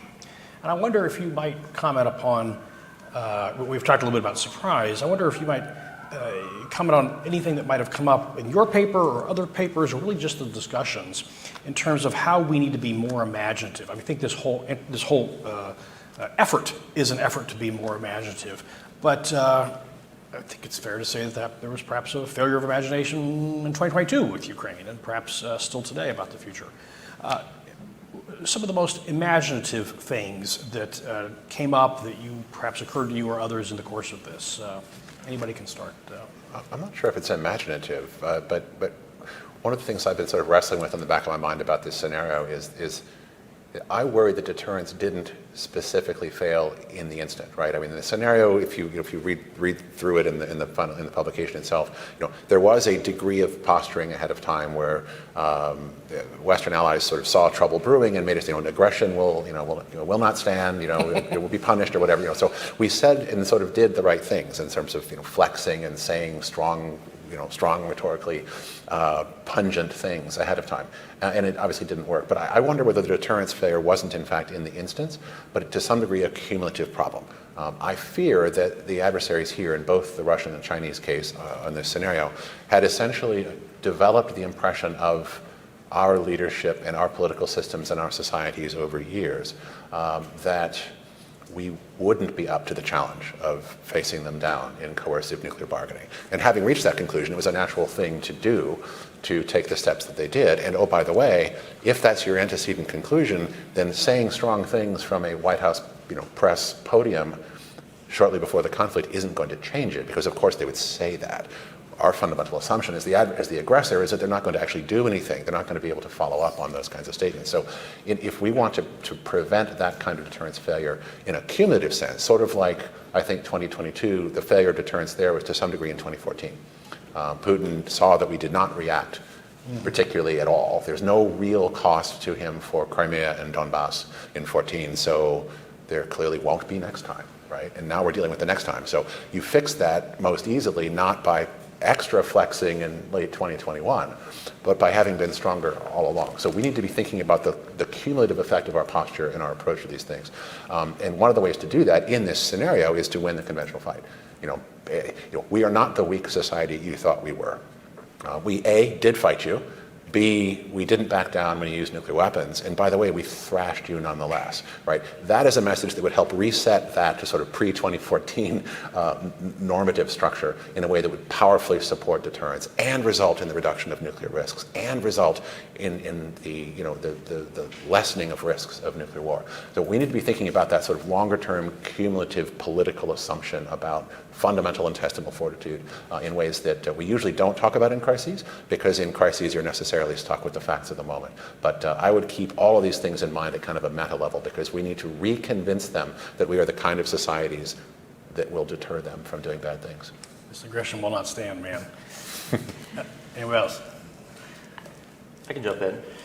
So I guess one observation just about all of our papers, the purpose of the study is to bring together analysts who work on these issues from different backgrounds and perspectives. And what I found really interesting is I don't think any of us in our papers really spent a lot of time agonizing about U.S. limited nuclear capabilities or even conventional capabilities. I think there is a general assumption built into many of these papers and the recommendations in them, particularly with the kinetic response options, that the United States has the set of tools today to provide sufficient flexibility, at least to respond to this kind of a limited nuclear use scenario. Again, maybe the answer changes with that Guam scenario I outlined. Maybe there is a conversation to be had there about a nuclear sea-launched cruise missile or something like that. But, we didn't talk about yields. We didn't talk about ballistic versus non-ballistic options, or we didn't really even talk about DCA scenarios in Europe. And I think that's reassuring in a sense that these kinds of conversations about deterrence failure and responses after deterrence failure don't get bogged down in those arcane discussions we sometimes have here in Washington about capabilities, because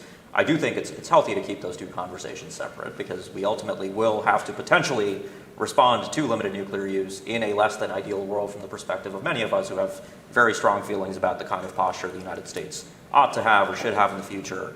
And so I think that's actually surprising and reassuring, right? I found that just generally kind of really good about this Project Adam experience. Can I rain on that parade a little bit with my Please two-fingered? go for it. My paper actually did stress that I don't think we have the capabilities we need. I am delighted by the facts of this scenario that we can keep winning the conventional war and hopefully don't need nuclear weapons in this context. I think were we to need them, we do not have the kit that we need. We don't have the posture we need. In this scenario, you're stuck with what you got, and hopefully is fine, but if I had the ability to have a different set of tools, a broader set of tools specifically to respond to a theater level overmatch in nuclear systems, I would absolutely take that, and I think deterrence would be much stronger were we to move further down that line. So I'm afraid I have to differ a little bit. But would it change your preference for, or your kinetic response recommendations? It wouldn't change my response recommendations on these facts. But these facts are very congenial facts where we are winning without any use of nuclear coercion ourselves. If those facts are even somewhat off, I think we are less prepared, let me put it that way. We are less prepared than we need to be, and that we do have an obligation to look into, frankly, a greater degree of muscularity there, either ourselves and or with our allies. Rebecca, you want to jump in on the imagination? Yeah, thing? 2 points. I think in DC and in Omaha, we have a lot of imagination about worst case scenarios, and this exercise is part of that. I think we have less imagination. I came from this scenario, reading it, saying the most important thing is we deter it from happening in the first place. And some of the things you just mentioned are part of that. But do we look at the full spectrum of capability and conflict resolution when we do that? No. And so, is the answer more capabilities, more war games, more fear? Or, the Taiwan case is particularly difficult because you have an indivisible conflict, right, over this piece of territory. It's hard for me to imagine how we somehow negotiate with China, absent a conflict, to say, no, I'm going to allow this to be an autonomous region in perpetuity. I don't think that will happen. Even if they made promises, we can see what's happening in Hong Kong, right? So that's a difficult scenario. Let's say this.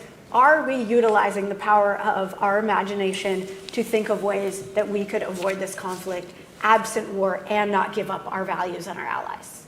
And I don't know that we think enough about that, right? We have a lot more people in DOD than we have. Anyway, you know what I'm saying, right? We don't necessarily have the imagination for how to avoid conflict absent strength.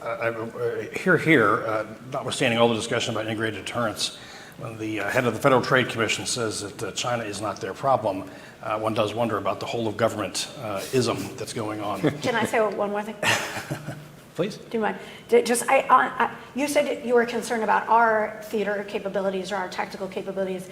I left feeling wishing that we had done better at arms control in the 90s about limited capabilities. And that, I mean, one concern I have coming out of this is this argument that was made that we can control this escalation because we are just using theater weapons or we are just using tactical weapons. And I think that's a dangerous assumption. And I think the US does have a disadvantage, or no, the US would be advantaged in a world where we had some kind of arms control around these lower yield weapons. I wish we had more success in the 90s in making sure that the other side followed through in the ways that we followed through and didn't violate the things that they agreed to when we thought that it was all going to be going away. Agreed. But I think tactical weapons advantage the adversaries more in this situation than they advantage us. I think that's why the Russians kept them. Well, yeah, right, so, right. Just the only thing I was going to add is I think the next step that this needs to go, this intellectual exercise of imagination, thinking about the unthinkable in this environment where limited nuclear use is growing in probability, is to actually bring in, and some of this is already happening, but I think we need to do more of this. I don't think we really did this in the Project Adam study, unfortunately, but bringing in, subject matter experts in the political and bureaucratic and societies of Russia and China, because I think they would have a different perspective, because we talk so much, this whole conversation has been infused with assumptions about what the leadership's value on the other side. This was instrumental to the ways in which we thought about nuclear deterrence during the Cold War, where, by the way, every 5 to 10 years we would revise our opinions. The intelligence community would revise its views about what the Soviet leadership valued. And so we never really had a good sense of, or a constant sense of what the Soviet leadership valued. And of course, they did change throughout the Cold War.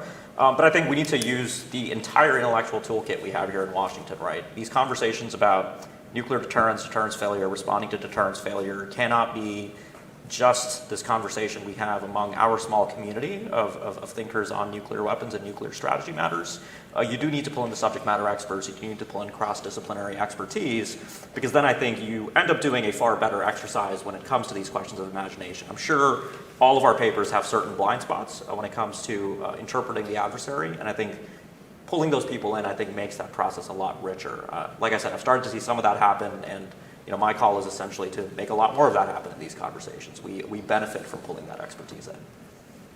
So I had breakfast with a member of Congress recently. Don't tell the CSIS Legislative Affairs team. And they posed a question, and of course, again, don't fight the scenario. If you were the president and you had exquisite intelligence that you were absolutely positive, I know there's no such thing, that the Chinese planned to start a war in 6 months, what would you do? And I think they probably expected some recommendation of clever use of OTAs or building more munitions or something in the next 6 months. And I said, no, there's no time for that. I would conduct an underground nuclear test. That didn't come up in this. Between employment against an adversary and lots of more conventional use, there was moving bombers around, that kind of signaling. What about a nuclear test, a demonstration, as something to express resolve? I persistently see testing as, precisely the opposite. I think it's a demonstration of weakness, if anything. I thought that about Vladimir Putin testing a nuclear weapon in Novaya Zemlya to rattle his nuclear saber over Ukraine, and I would interpret a U.S. nuclear test precisely in the same way. Now look, surging conventional capability in the Indo-Pacific, strategic declassification, taking that a step further than we did in the final months of 2021 in the European context, I think all of that will have a role to play. So I think I would have an answer to that question. I don't think nuclear testing would be part of my answer. Not in this scenario. I think it would seem like weakness if that was our response to the tactical use.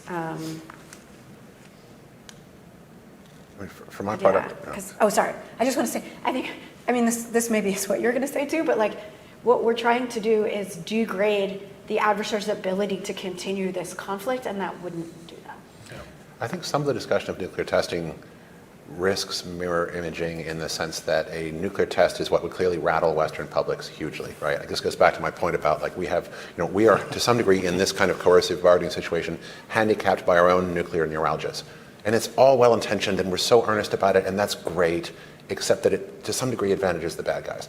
I don't know that a nuclear test would in fact have any meaningful effect upon adversary thinking. If I had the kind of exquisite intelligence about their war plan in 6 months' time that you hypothesize, maybe we would also have exquisite intelligence about what scared the crap out of them. If that includes nuclear testing, I am open to that possibility. I'm not sure it does. I just don't know. Okay, fair enough. Last question for the group. We've got a couple minutes left. This comes in from Josh Chang from RAND. given the threat of adversary limited use at the theater level, do you think any of the panelists think the United States should adjust its theater nuclear posture, I guess, right now? Specifically, no forward nuclear posture exists in the Indo-Pacific right now. What can or should be done on this front? I realize this is not the scenario. This is... Well, as I probably sort of hinted at before in my two-finger intervention, I do think we need more capacity and more flexible capacity in the theater context.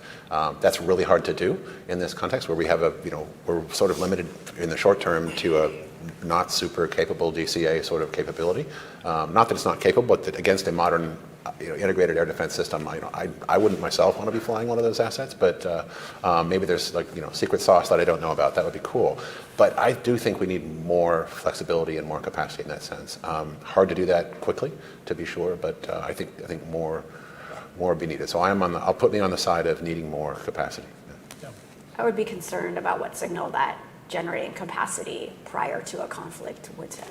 Yeah, and one needs to be careful about that, and I think I stressed that in my paper too. Yeah, I agree in more capacity, but what you surge where and under what circumstances in a crisis, I'd much rather have that 6 months lead time that you were talking about before than the kind of scenario specific, like things are actually really about to happen right now. And what you do and what you surge in that context of immediate crisis, that's something to be very cautious about. But. So, with the acknowledgement that Vladimir Putin and Xi Jinping are thankfully mortal, and we will have to deal with them for certainly a finite amount of time. And I say that because when we talk about these deterrence, failure, and revisionist scenarios, we also have to be, of course, realistic about the limitations just right now. I mean, we all know the trouble in which our triad modernization faces here, the real constraints in our enterprise and defense industrial base. And yes, some of that can be remediated if we do get a whole of government with kind of congressional backing to sort of, find bucket loads of cash to sort of put towards this problem. But the manpower issues, none of that gets solved overnight. And so, in the Indo-Pacific, of course, Congress has legislated now a requirement for a sea-launched nuclear-armed cruise missile. Could that play some role in responding to these kind of limited nuclear use and allied assurance scenarios? Sure. The problem I still see is that we are not going to probably have the flexible options we want when we potentially run up against these scenarios. And so it's an important political and policy exercise here in Washington to sort of have these conversations about what kind of force we want to have for this third nuclear age, this two-peer environment in the 21st century. But if we're not doing the thinking of deterring and prevailing with the capabilities we have today, conventional and nuclear, I think we're really doing ourselves a disservice. And so this is not my way of not answering your question, but I do think we need to be realistic that Xi and Putin are going to be around probably in a period that does not account for the United States fundamentally having the ability to transform our existing posture.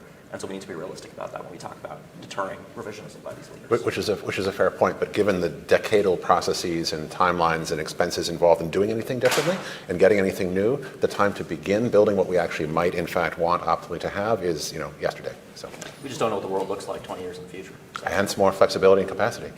I think we did fly a bomber from Whiteman over to hit the Houthis, which was an interesting choice, for instance. This has been a fantastic discussion. We could go at this all day long, but we've got a whole other set of panels. So again, thanks to the PONI team, and please join me in thanking the panelists for a great discussion.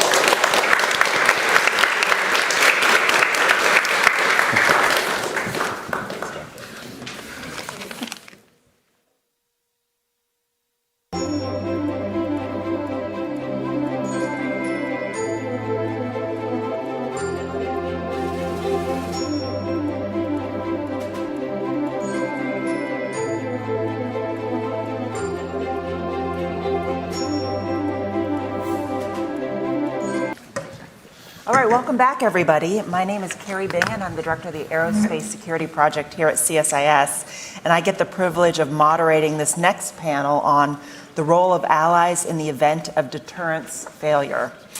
For some context here, we actually had General Cotton yesterday, the commander of U.S. Strategic Command, and he talked about the security environment that we're in. This is not Cold War 2.0, he said, but it is a much more complex, challenging set of threats with a number of actors where we're now having to deter two nuclear peers, not one. And we also have the challenge of simultaneity, multiple threats, nuclear threats occurring simultaneously. As the report that PONI put out describes, we are at an increasing risk of deterrence failure. Regional crises could potentially escalate to nuclear ones. And we recently saw Russia in the headlines in the last day or so. Russia lowered its nuclear threshold in response to a regional conventional conflict. I thought the scenario in the report was fascinating. It involves a near simultaneous battlefield nuclear use by both Russia and China. Russia against Poland and NATO forces that were threatening Kaliningrad in response to an ongoing conflict. And then China would use a nuclear weapon against U.S. naval forces in the Philippines. So that's the scenario that was presented in PONI's report. I thought it was interesting. The report authors tackled what should be U.S. strategic objectives in the aftermath of these simultaneous nuclear attacks by Russia and China. But it also discusses the role of allies in responding to a strategic deterrence failure scenario. There were areas of disagreement amongst the authors about the relative importance and feasibility of assuring allies, at least relative to other strategic objectives, and we'll dive into those. So the objective of this panel here is to really put us in the allies' situation rooms. How would they look at the nuclear crisis unfolding? What role do they play in responding to a strategic deterrence failure scenario? What is the relative importance of assuring allies in this crisis period? And what potential takeaways for actions that we might need to take now before the crisis unfolds? So with that, each of our panelists, and I'll introduce them as they each get up to offer opening remarks, we're going to have each of them talk for a few minutes here to provide their framing thoughts on the report and this topic writ large. Then we'll go into a set of moderated questions, but I'm really going to encourage questions from the audience, so please go ahead and submit those. You have the QR code here for those in person. Online, you can go to the event website and click Ask a Question. I want to get to as many of those questions as possible because mine are so-so. So please start submitting them and I'll get them real time. Let me first start out with Elaine Bunn. She is a consultant on strategic issues after a long career in the U.S. government working on defense policy, specifically strategic planning, nuclear policy, extended deterrence, and missile defense. She's a non-resident senior associate fellow at the Royal United Services Institute and a member of the Nuclear Deterrence External Advisory Board at Sandia National Labs. She served as the Deputy Assistant Secretary of Defense for Nuclear and Missile Defense Policy. Prior was a distinguished research fellow at the National Defense University, and before all of that, spent a very long career in DoD working on international security policy, also involved in multiple nuclear posture reviews.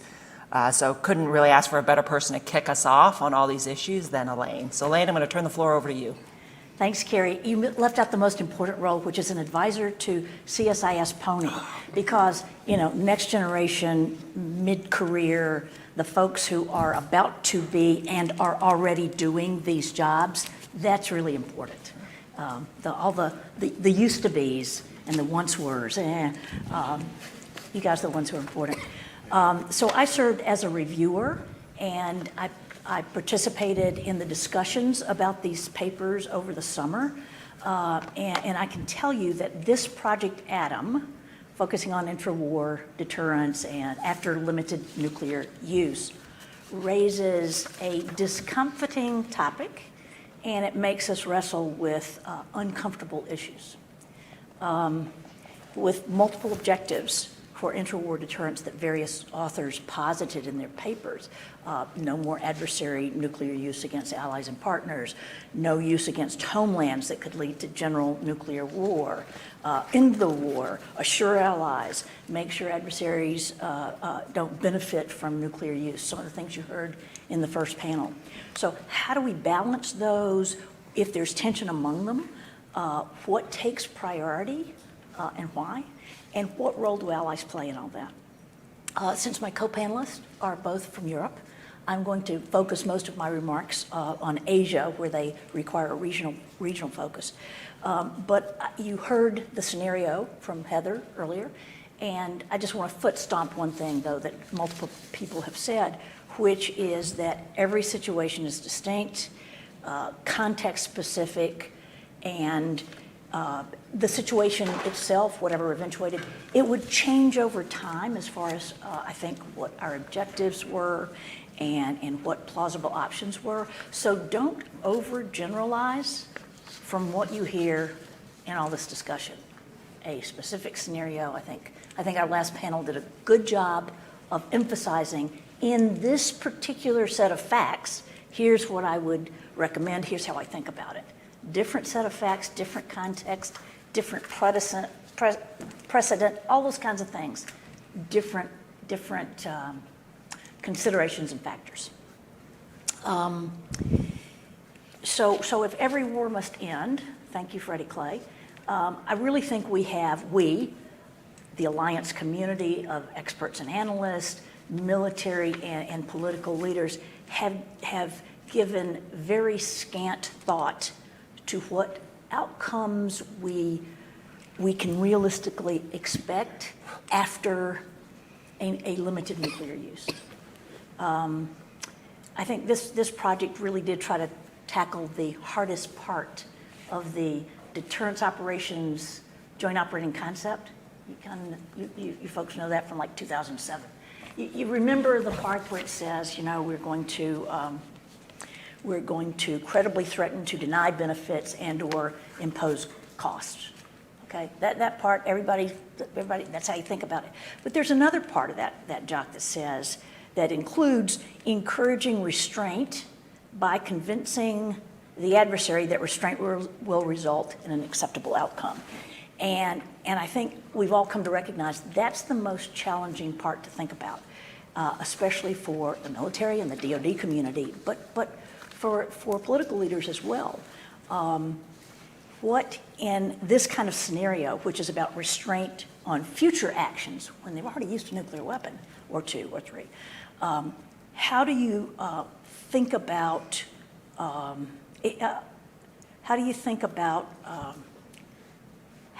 what will cause the other guy to step back? How do you think about that? We often assume that there's just another step we can take, and that's going to cause the other guy to back down. Some papers in this project ask whether it's worth the risk to try to find that out. Other papers make the assumption that the U.S. stake in both theater conflicts is sufficient for the U.S. to risk even large-scale nuclear war. And then and every gradation in between, I think you'll see in these papers. So this whole issue of what risk are we willing to run is a big one. And I think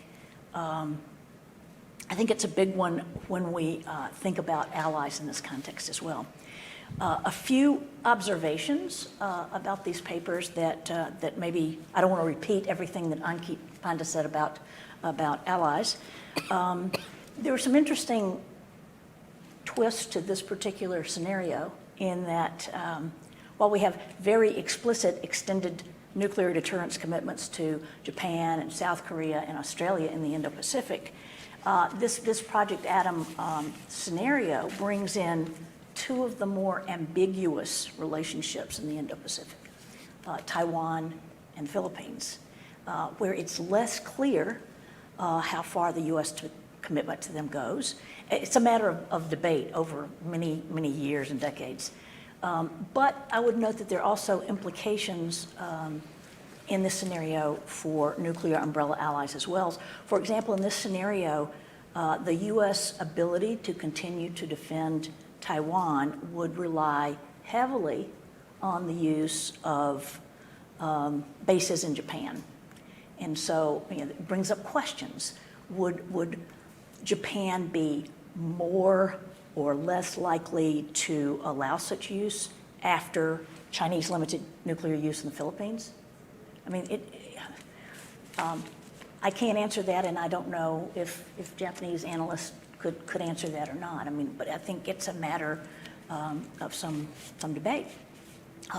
What would they expect our response to be? Would the responses that we heard from some of the paper authors, would that be not enough, too much, or just right? And which of the responses that we heard? Among allies, I think each will put a premium on limiting damage or further damage, if that's been done, to its own territory and people, and that's where alliance objectives and priorities may diverge. For allies and partners who are the targets or the near targets of limited nuclear use, regional use becomes more strategic. It really implicates their homelands. But if the U.S. were to prioritize U.S. security over allies' security and make clear to adversaries that the U.S. is open to a negotiated settlement that may or may not align with allies' objectives, I do think that that would make nuclear proliferation among allies in the aftermath all but inevitable. So how do we think about these issues ahead of time with allies to be better prepared to deal with whatever comes? John Warden has written something about this where he says U.S. and allied political leaders should prepare to end wars the same way they prepare to fight them. That is, by developing options, simulating scenarios, red teaming, wargaming, discussing frankly all those really uncomfortable issues. The factors and considerations that each country thinks are most important, what actions they expect, which responses do they, allies and the U.S., what allies do all do, what responses do we think are more likely to deter rather than spur further nuclear use? And that's not a slam dunk. There's not a formula for that.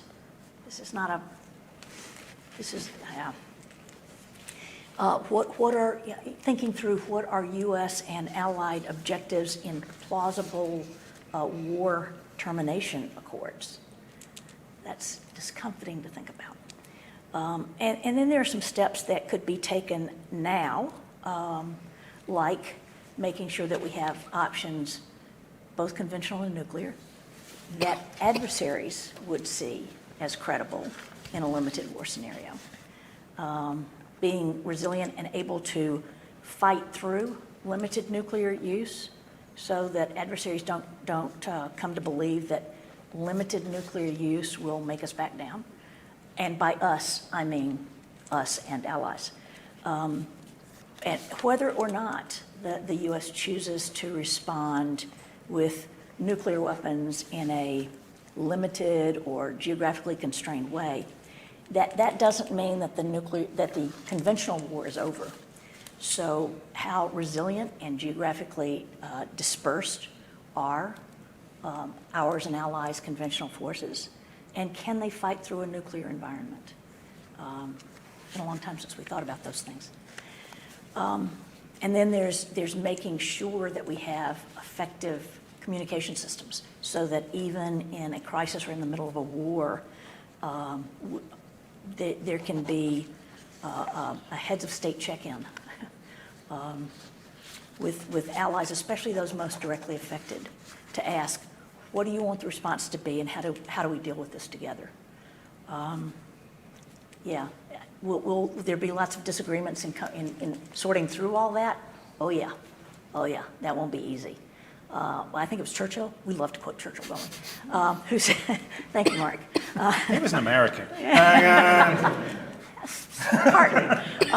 That the only thing that's worse than fighting with your allies is fighting without them. And so I think we actually do need to think through all those really discomforting issues with allies.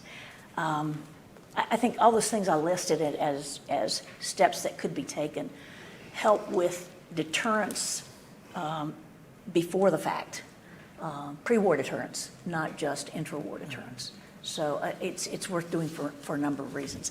I just want to say that this whole Project Atom on intra-war deterrence is by no means the last word, but at least it does get us thinking through and talking about something that we all recognize is not out of the question, is not out of the question. We hope it's not likely, but it's not out of the question. And so thinking it through can help us clarify and shape the choices that are before us all. Thanks. Okay, thanks, Lee. And that's a great point, it is no longer not imaginable Right.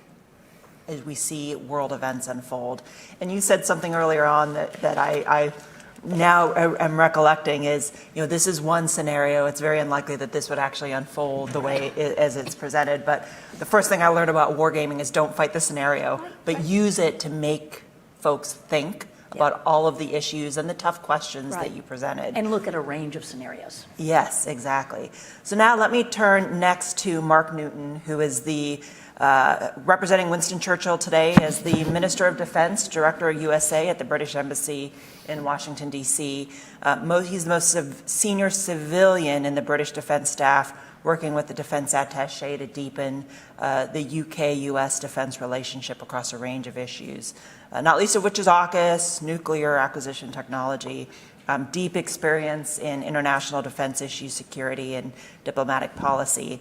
And what I didn't realize is he spent a lot of time in Africa prior. So the UK government's regional conflict advisor for sub-Saharan Africa and Ethiopia, and served in the UN assistance mission in Somalia. So really pleased to have you here. I know you also had a key role in the UK's strategic defense and security review, so you're well positioned to talk through our close allies' perspective on these issues. So Mark.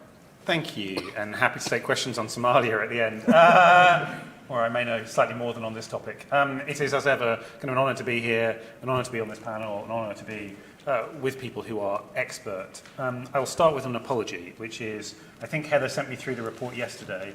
I would be lying if I said I'd consumed the full kind of 90 plus pages. I have read enough of it to know that there are parts of the report that talk about winning, even if it's with kind of inverted commas around it, in the scenario that is presented. There is no winning in the scenario that is presented, and I certainly won't fight it. But I would suggest that one of the things that we want to use it for is thinking through how we make sure we don't get to that place, conscious it is more likely now than it's been for some time. I think for a lot of these things, when you're looking at the future, it's often best to consider the past. And on the subject of not winning, next year is the kind of 250th anniversary of 1776.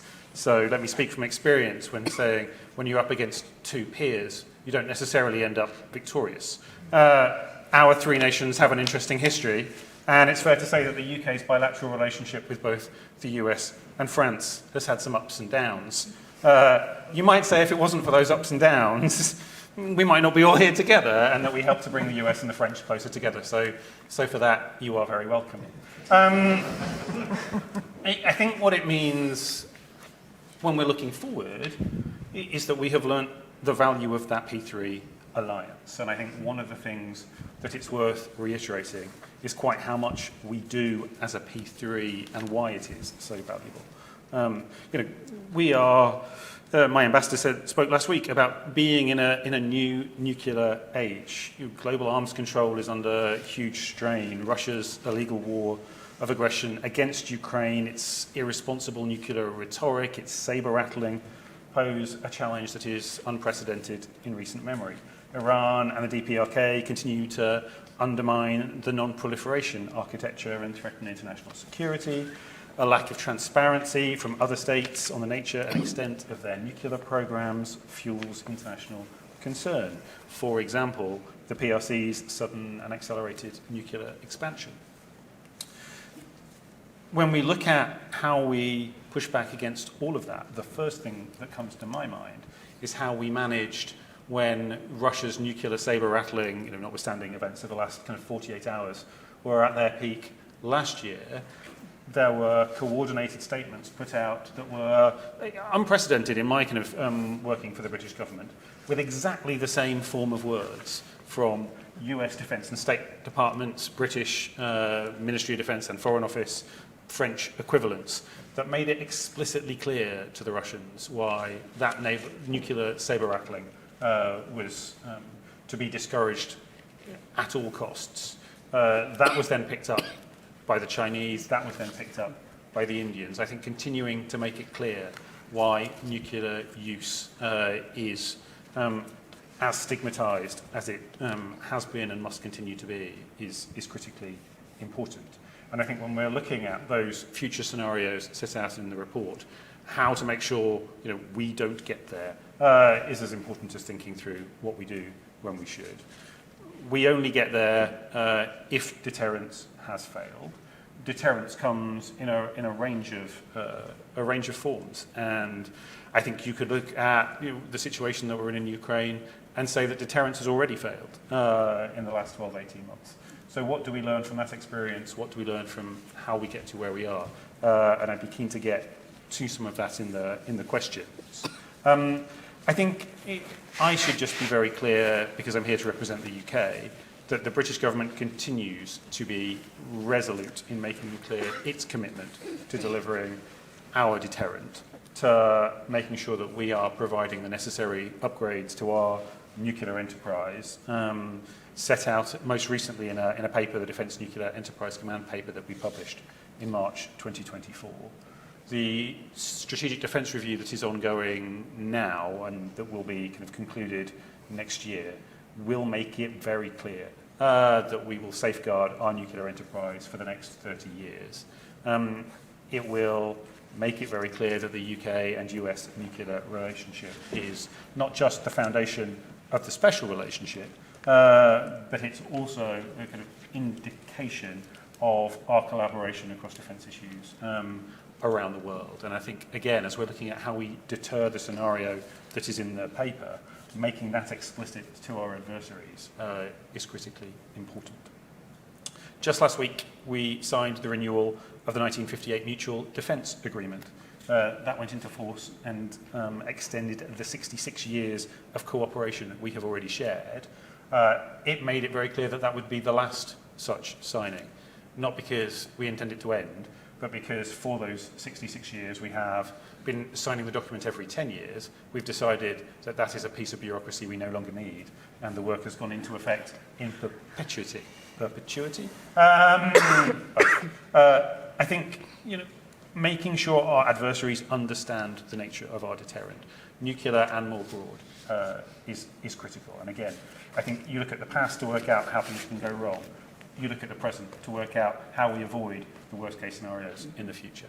I'm conscious we've got an awful lot of smart people in the room, so I'm very keen to get questions from them rather than continuing to hear from me. But happy to talk about kind of anything or everything when we get to it. Thank you. Okay, excellent. Thanks, Mark.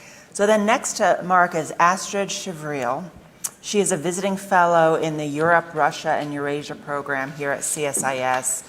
Her research focuses on European security, transatlantic relationships, French defense policy, and nuclear issues. A career diplomat with the French Foreign Service, she most recently served in the Nuclear Non-Proliferation and Disarmament Department at the French Ministry for Europe and Foreign Affairs, focusing on nuclear issues related to NATO and Russia, as well as nuclear arms control and missile defense. Actually, I'm not sure if you're here representing the French government or in your own capacity, but I will say I am envious of how the French name their submarines. Les Terribles, the terrible. We need that. Maybe that's another way to exert to show our deterrent. But Astrid, let me turn it over to you. Thank you very much. So to start with, I'm speaking in my own capacity. Thank you very much for inviting me. I wanted to commend, like all my fellow speakers, I wanted to commend the PONI team for this very valuable work contribution in a context of heightened tension where we need to have this discussion. As Ankit said this morning, imagining these worst case scenarios are a way to signal that we have a dynamic strategic thinking in the West. And I think that as such, it is an element of political credibility that could deter potential adversaries, showing that we're really thinking about it. I wanted to add that it was a particularly difficult exercise to do for a French nuclear expert because a paramount principle of the French doctrine is that a nuclear war cannot be won and should never be fought. And it's why the French reflections and also wargamings are pretty much more focusing on preventing deterrence failure than thinking about these failure scenarios. But I tried to, think about it too, and I wanted to have a sort of European contribution to the debate today.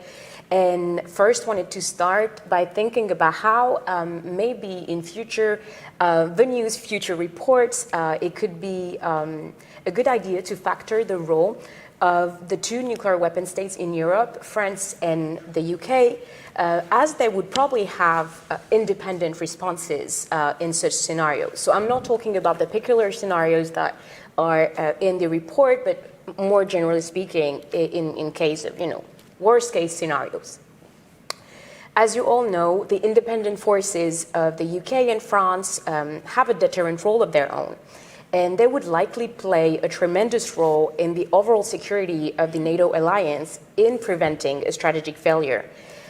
This role has been recognized since 1974 by NATO, and the reason behind that is that basically having these two distinct and different decision-making powers who have nuclear weapons complexifies greatly the calculus of the adversaries who would contemplate nuclear use. These different lies also in the capabilities that these countries have. So, for instance, French has a diet, so only two components, an airborne and seaborne component, that have different qualities than the Americans or the UK ones. So that's something difficult to put into the planning for the potential adversaries. There is also the question of the strategic messaging that you both touched on.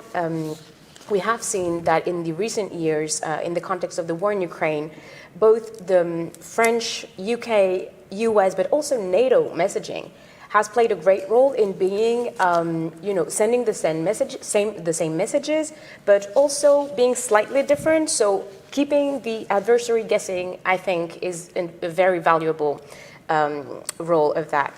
Of course, being French, I could not talk about the European dimension of the French deterrence. I won't be too long, and I can answer a question about this. But I think this particular element of the French doctrine is a proof of the engagement of France in the collective security of Europe, of the European continent, and it would be an indispensable addition to complicate the calculus of the adversary.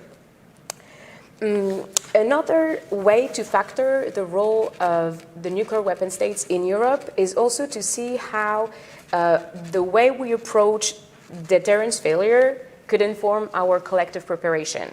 And what I mean by that, I think understanding the way to which extent the vital interest of each others can interplay in a conflict is very important. In the French doctrine, there is a total discontinuity between conventional and nuclear domains. And basically, what struck me in the report is that there is all the thinking about should we respond in kind to what has happened. And in the French doctrine, there is no sole purpose doctrine, so there wouldn't be. It's not the nature of the assault that would trigger a French nuclear response, but it's really about, will this touch the French vital interest? And in this regard, the French deterrent is all about convincing the adversaries that once the French vital interests are touched, have been totally threatened, there is a risk of an all-out war. There is no flexible response, there is no limited use. And I think having this different approach to a nuclear conflict, even though we don't talk about this in these terms in the French doctrine, because we want to prevent nuclear war, it's for the exercise. It's interesting to see how this plays. So having a common reflection about the French, the UK approach to these issues is probably very invaluable for future reports. I wanted to end on a sort of also European contribution on how the US and its allies can prevent these worst case scenarios these days, basically, having a sort of current take on that. And I would have two main points. And I think all the previous speakers have talked about this, so I think it's just a reframing and maybe in addition to this to insist a bit more on this. I think the first principle that I think is very important is showing ironclad cohesion. The report has identified why deterrence failure happens when there is a perception that the political will, not even the military credibility, is weakened, especially the US political will. When, for instance, in the scenario, it's seen that the US might have been too ambiguous in its messaging, and it sort of comforts a risk-taking approach on the part of some adversaries and opportunistic attacks. So I think, in the years ahead, it's going to be important to show that having a strong NATO and alliances in general is in the U.S. interest. Basically, allies in Europe are not free rider of the U.S. security guarantees, but they are the first line of defense against Russia, for instance.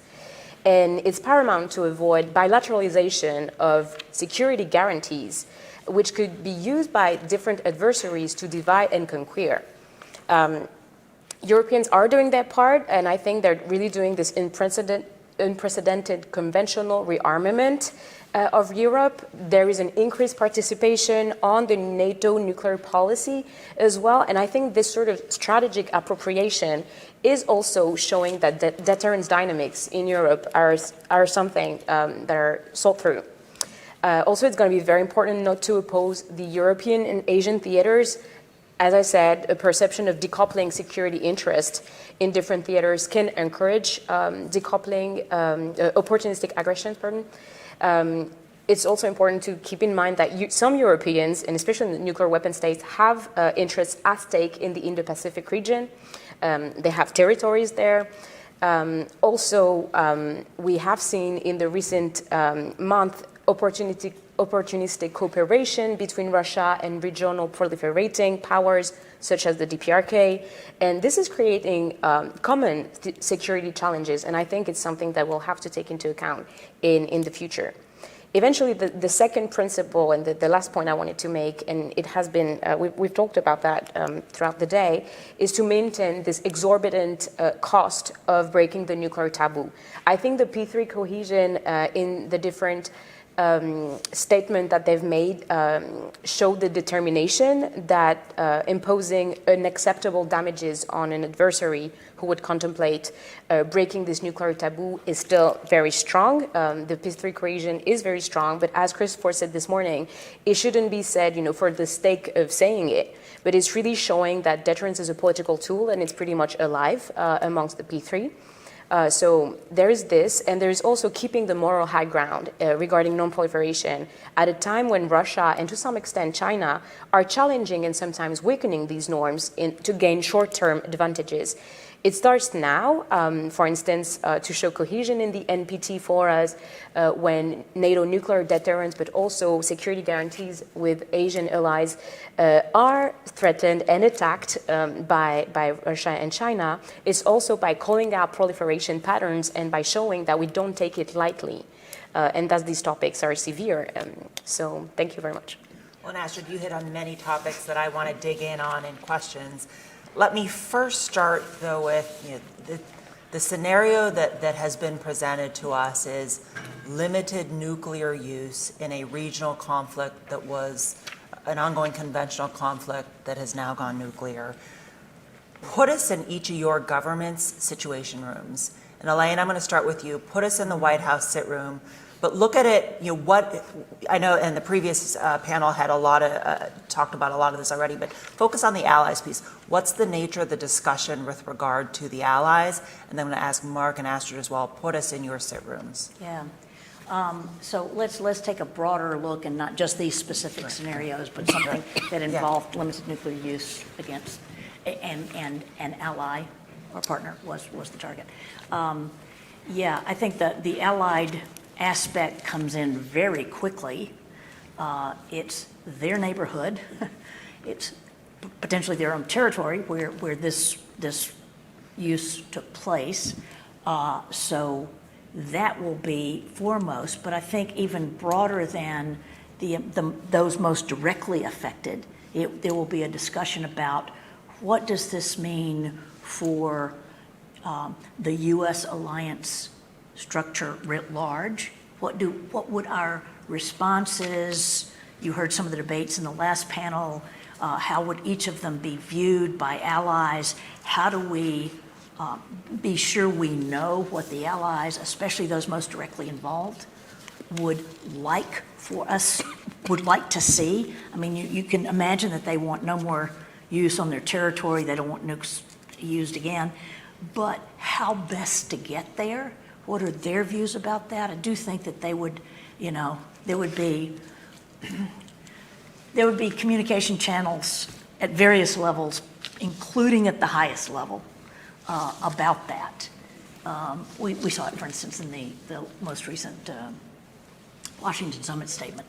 Any use of nuclear weapons on the Korean Peninsula, we would make every effort to consult on any use of nuclear weapons on the Korean Peninsula. So I mean, I think that, well, wait, I've got to be sure I know what allies in the thick of it are thinking, doing, what they're expecting from us, and how does that affect the broader network of alliances? Is what we're considering too much for some, too little for others? How do we square that circle? That's assuming that the U.S. continues to want to play a global role and have global alliances. What happens in this region definitely affects allies in other regions. I do think that because of the fact that there are other nuclear nations that are our allies, that there would be a conversation with Britain and France. Especially when it's a NATO-focused, well, either way, but especially in the NATO-focused scenario. What are you thinking? What do you think you're going to be doing? How do we coordinate that? How do we coordinate? At least know what the others are doing. Whether they're coordinated or they're just, we know what you're going to be doing, and we'll take that into account as we plan our responses. So, you know, there are a whole lot of questions. I mean, I can do a whole thing on, well, what might a president be asking for in a situation like this? What questions would a president ask? We can do, you know, you got a couple of hours, we can talk about that. But just focusing on allies and what role that might play in the sit room, I think those are some of the factors that will come into play. Mark. Thanks. I would just like to absolutely reiterate what was said to my right about, you know, nuclear war should never be fought, cannot be won.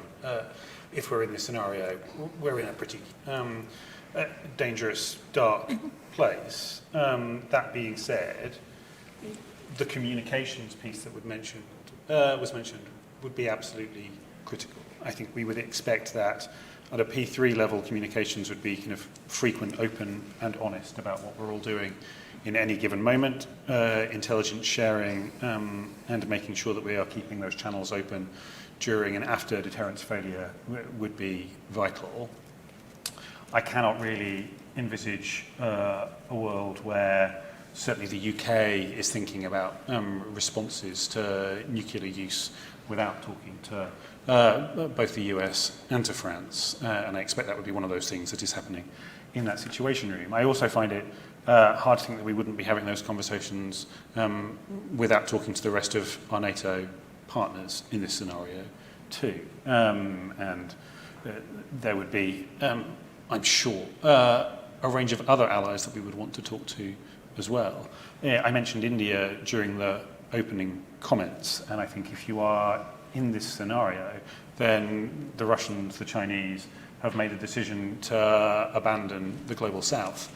And I think making it very clear to the broader set of allies that we have around the world about the nature of the behaviour set out in the report would be critical. Trying to restore deterrence globally would be vital, and trying to make sure that the voices that were therefore heard publicly were not just from the P3, but were from a range of nations, most likely at the United Nations and beyond, would be vital. So I think the conversations, looking entirely kind of hypothetically at the scenario you envisage, would not just be in London. They would be in London, Washington, Paris, Brussels, New York, and a range of other capitals besides. Now, the additional challenge that we would have in the scenario, and that all of us would face, is how we communicate with our publics. And I think educating the public on what nuclear deterrence is one of those things that we should be thinking about now as we look ahead to the scenario in the paper, kind of ensuring that allies understand what it means to sit under the extended nuclear umbrella, understanding what the responsibilities for that are as well, and reassuring as much as we are able to do would be vital. I think to that end, why that matters now, and picking up again on something that Astrid said in the earlier piece, is there is a very clear requirement on NATO partners to do more in Europe. We have seen an unprecedented increase in defence spending over the last few years, not least because of the Russian saber rattling that we've all heard, nuclear or otherwise. I'm not sure it's yet enough. Not sure it's yet enough to have restored deterrence. My government has been very clear that we will get to 2.5% of defence. 2.5% of GDP spent on defence. I'm not clear that, personally, that figure's high enough. Even if all of NATO was at 2.5% of GDP, I'm not sure that would provide us with the certainty that Russia, given how they are currently spending money producing, given how the Chinese are currently spending money and producing military capabilities, is enough. Again, I link that to having the conversations with our public about quite what deterrence is. It would be a challenge in the scenario. It's a challenge now that we need to be getting on with. So thank you. I think I mean, everything has been said, so I'll try to, wrap it up in a way and just give maybe like a French take on how it will work in the French government. But to start with, I think in the French thinking and everywhere, there would be this idea that there is a change in nature of the conflict and that it would have severe consequences. And I think that would trigger, as you both said, outward outreach, so to the P3, of course, to understand what each other is doing and what we are doing. Also, the attacked countries, what they expect maybe as responses, and also NATO allies. And on that point, I would say, you all know that France is not in the nuclear planning group of NATO, but I think it would not prevent working on nuclear policy. And these discussions already occur. I would say that they have tremendously augmented since 2 years. And I think that's a good sign too, because it revitalizes doctrinal questions and discussions that are very important to have.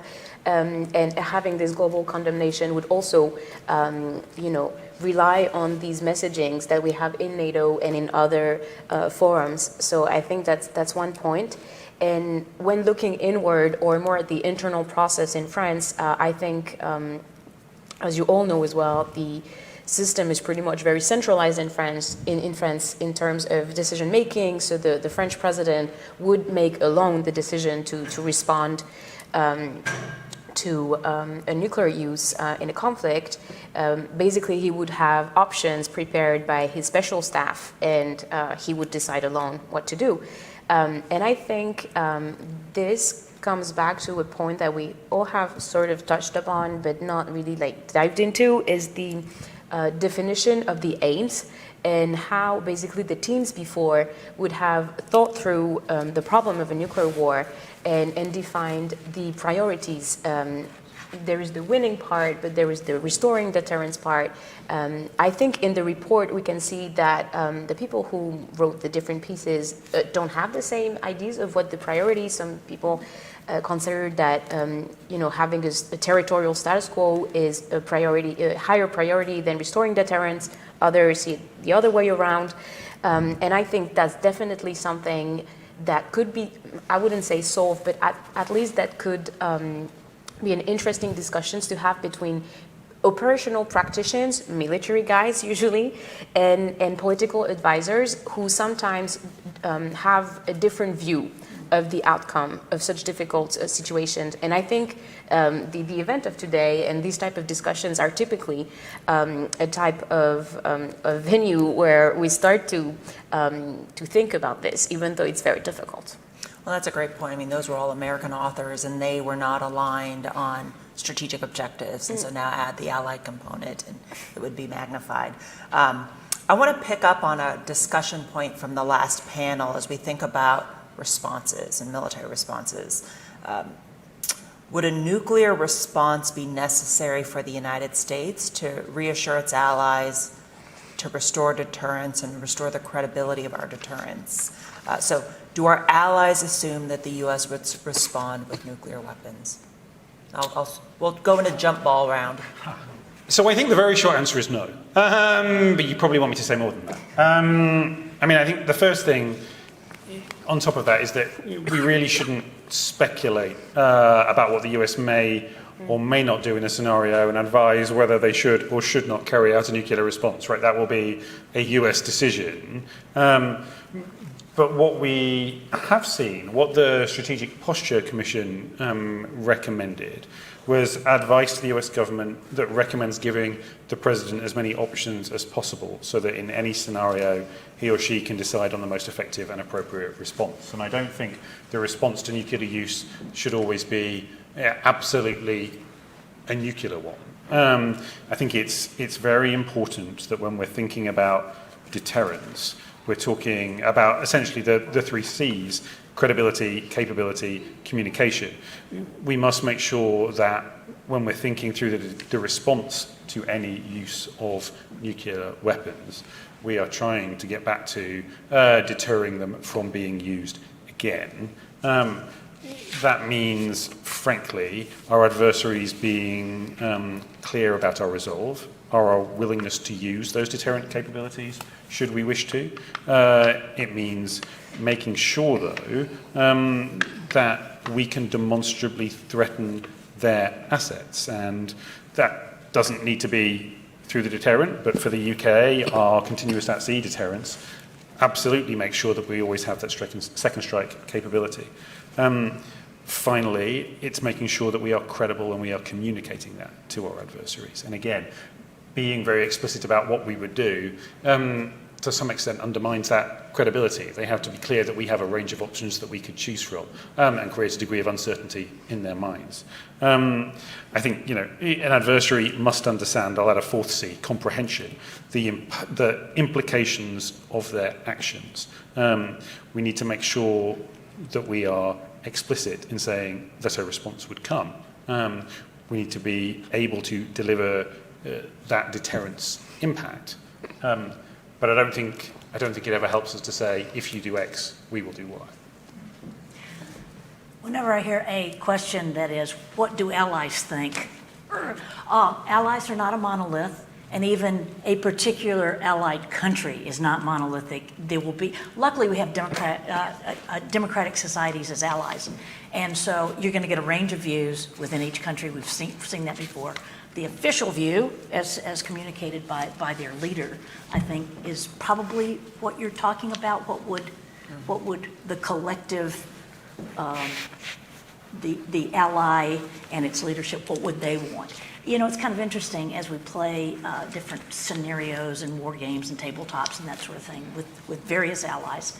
Sometimes, not with every ally, sometimes you see that leading up in a crisis situation, leading up to some event like this, they want us to have a very strong message. If you do this, we will do this. If you use nuclear weapons, we will respond with nuclear weapons. And then when you play the scenario forward and say, okay, they did it, now I guess we'll do what you wanted us to say we would do. And it's kind of like, no, wait. Maybe that's not the right response. So, there's a difference between, for deterrence reasons, what might some allies want us to say versus what they might, in a particular context, specific situation, want us to do. We need to recognize that. The U.S. has, as the last panel said, the U.S. has been very clear about saying only the president can make a decision about nuclear use. It's the president, the prime minister. Anyone that tells you in this situation the U.S. response, especially when it involves a nuclear response, would be X is an amateur. I think we've made it very clear that we would uphold the commitment. The response would be overwhelming and devastating, but we have many ways to be overwhelming and devastating. So I can't tell you what any particular analyst you've heard speak in any particular allied country might have said about what they think the response should be, what they expect, and so forth. I roll my eyes. For the record, I was just rolling my eyes just then.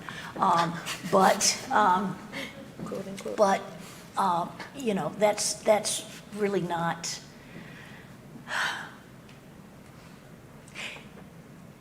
That's not a country that has been attacked, and what the leader says in the situation versus what some might say in peacetime. That's a good point. I mean, in the papers, we saw that diversity of options unfold from nuclear response options, from low yield up to other conventional response options, mainland strikes, nuclear target, different target sets, non-conventional. I mean, we saw that play out, and I imagine that any president or prime minister, I mean, the gravity of crossing that, the nuclear taboo line is so significant that they're... The tradition of non-use. Yeah. As we heard in the last panel, we shouldn't call it a taboo. And it depends what you want the outcome to be. Sorry. I mean, if you can't agree on what the outcome you want to achieve is, then it's hard to say that you're going to agree on what you're going to do to get to the outcome that you can't agree on. I mean, I took it, when I was answering from the position of what you were trying to do first and foremost was to restore deterrence. Mm-hmm. That might not be what people have got as their kind of primary outcome. So. Well, Asher, I'm going to build on this and throw a question out to you, but you can answer both. So, question from the audience: how can the Allies agree on a course of action to follow limited nuclear use if we don't share the same strategic concepts, such as a flexible nuclear response? Are these differences significant? Well, thank you. That's a really good question. And I think an important thing that the P3 shares is that none of the countries have a sole purpose doctrine. So it's not automatic that we would respond in kind, and I think that that's more so the question of would our vital interest be touched in the same way, and would call for similar or complementary responses. And I think in this regard, all the work that has been done about mutual support of conventional forces to nuclear operation is something that we can build on, because this is, you know, when you think outside of only nuclear solutions, but you try to figure out what conventional high-intensity warfare capabilities can do to contain an adversary and prevent him from creating a fait accompli in a situation of war, that's options that I think all allied countries can agree on.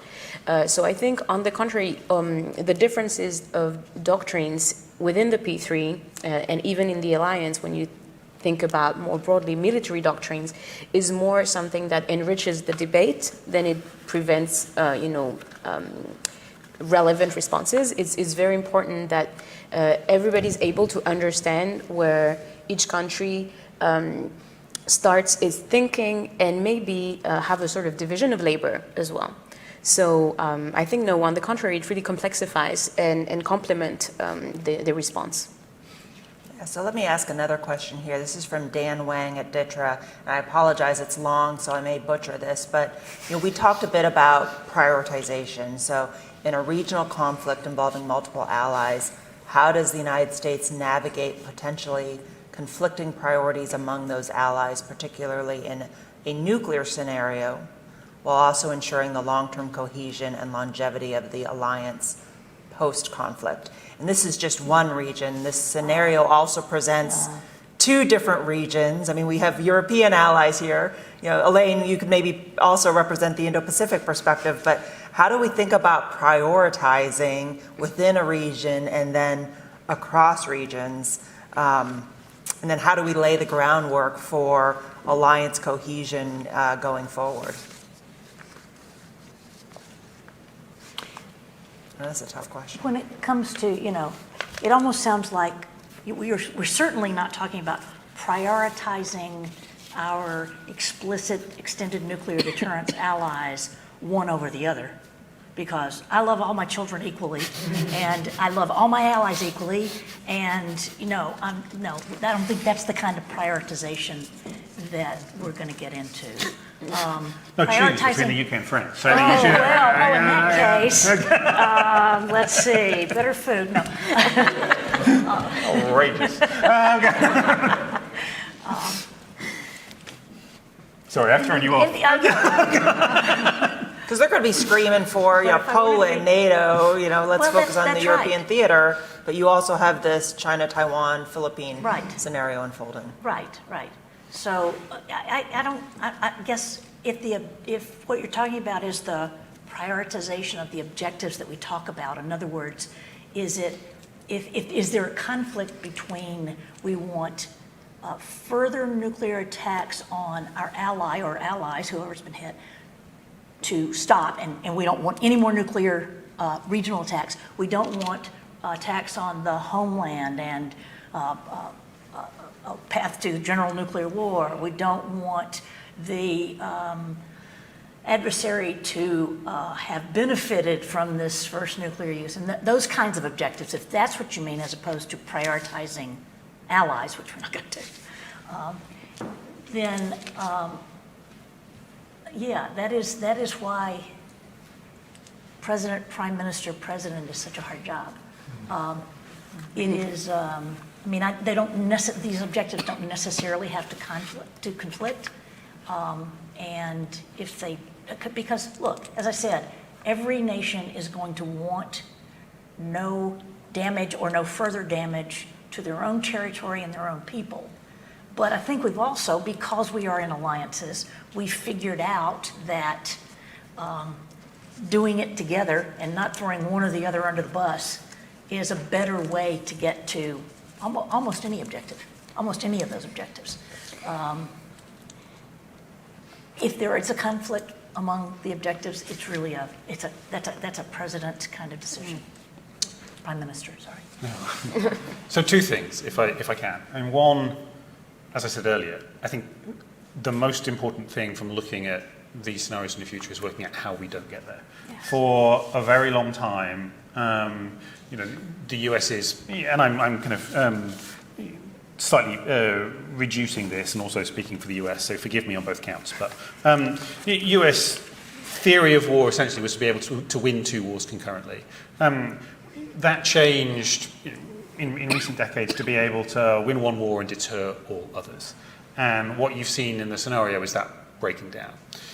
What we see at the moment, what my kind of government has talked about very explicitly, is how the Indo-Pacific and the Euro-Atlantic are now inexorably linked. I talked at the start about the ups and downs of our relationship, so apologies to the French. But that's one of the reasons why AUKUS became a thing, because we saw the need to draw those connections. I think trying to make sure that we are calling out when we see growing Chinese support to the Russians, North Koreans on Russian battlefields is important, because we need to make sure that we are not accepting that this can be a scenario that comes to pass. We don't want to be fighting wars in both places simultaneously, and if we do, it requires an awful lot of kind of alliance management to make sure that we get there. So point one.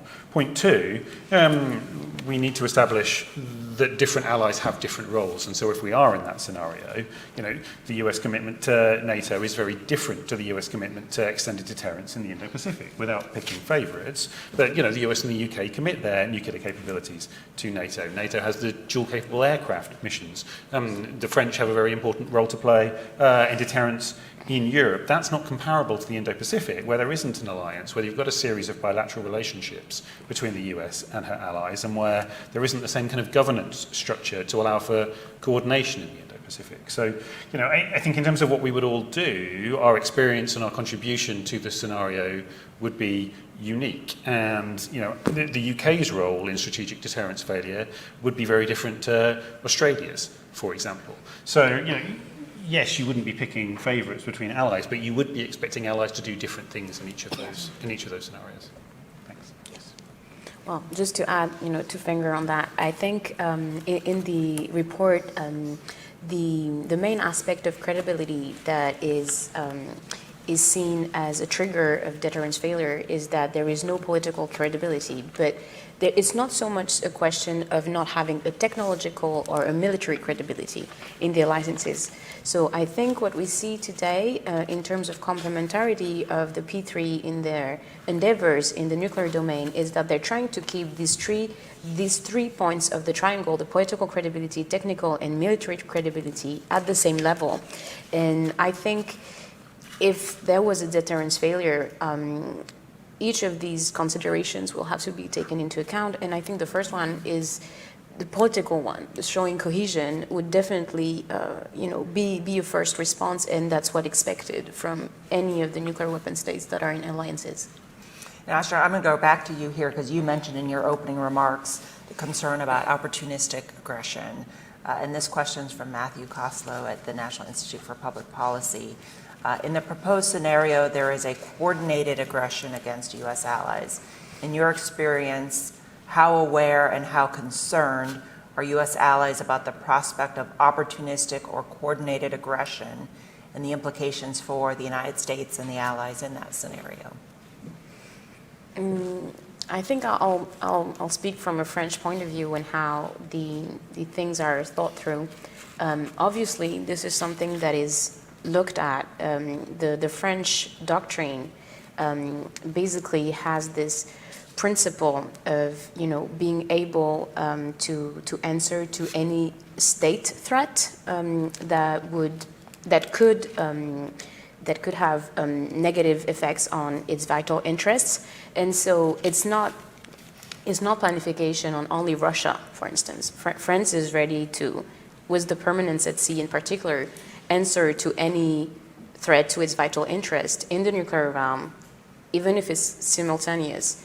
I think maybe what the question hints here is how coordinated is the reflection with other countries. And I think having followed what happened in NATO in the policy, nuclear policy realm, is definitely something that is taken into account more and more, and it becomes a more mainstream conversation, which it was probably not in the past, but that's definitely not an angle that is not covered. So yeah, that would be my take on this. This is about how it's seen in Europe, so I mean, I think I touched on a little bit on the last question, right? I mean, there's an acronym that's growing in popularity in this town, which I don't love, CRINK, to talk about China, Russia, Iran, and North Korea working together. The acronym makes it sound a bit like they're a kind of James Bond villainous organisation, and I think it kind of undermines the seriousness of the threat. But people are using the term because they can see growing connections between those four countries, right? Because we can see Iran supplying weapons to Russia, because we worry about what Russia is giving in return, because we see North Koreans on the Ukrainian battlefield, because we are conscious that the Chinese support to Russia is only growing. And the nature of that relationship is thickening as President Putin kind of manipulates everyone around him.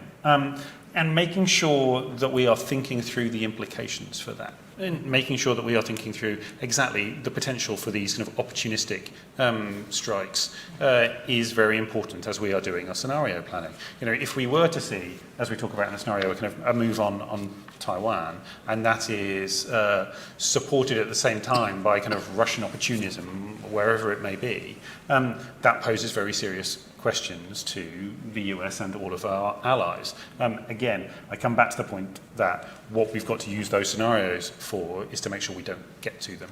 So how do we stop the kind of development of those four countries working ever more closely together? And I think there's an awful lot of answers to those questions, some of which, as we're seeing in the news in the last couple of days, is by making sure that we don't allow kind of North Koreans to be operating with impunity on Ukrainian soil. So here's another really interesting question that I'll throw out. Some European capitals are starting to believe that Pax Americana is effectively over, meaning also that the credibility of extended deterrence in the eyes of those allies has also been eroded. So how significant is political credibility or resolve to defend the allies in the eyes of the adversary, and how long do we think those adversaries will be deterred? You want to take that one? obviously it's really important that adversaries believe that we have a stake, that our commitment to allies is because we see it as in our interest, we have a stake there. If something goes on in one of those regions and we're not, and we don't have allies there, just say we got rid of all our alliances. At some point, things that happen in those regions which so affect us economically, politically, diplomatically, and militarily, that we would have to get involved. And so I think if we can make the case as to why alliances are in our interest, your interest, your interest, why they make sense and why we have banded together this way, then it becomes more credible to adversaries. And it's very important if they think, this whole business we talked about in the last, if they think our stake is not very big and their stake is huge, then they become more risk accepting, they doubt the credibility of that we would actually respond and uphold commitments and all those good things. We don't talk enough about why we make these commitments and why it's in our interest and what a big stake we have in the world that this network of alliances results in. Before we move on, I mean, I would just say I don't necessarily agree with the premise of the question, and I don't, certainly speaking for London, I don't think there is a sense that Pax Americana is diminishing. You hear a lot of people talk about what happened in the first Trump administration and suggestions that NATO wasn't pulling its weight.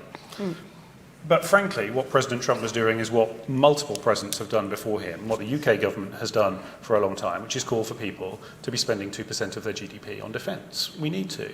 And thankfully now, as we were mentioning earlier, there has been this huge increase in defence budgets across a number of European NATO nations. You've got NATO Europe now on average above 2%. You've got a number of countries that have got plans to get higher. The UK defence budget's at about 2.3. We want it to get to 2.5 as soon as we can.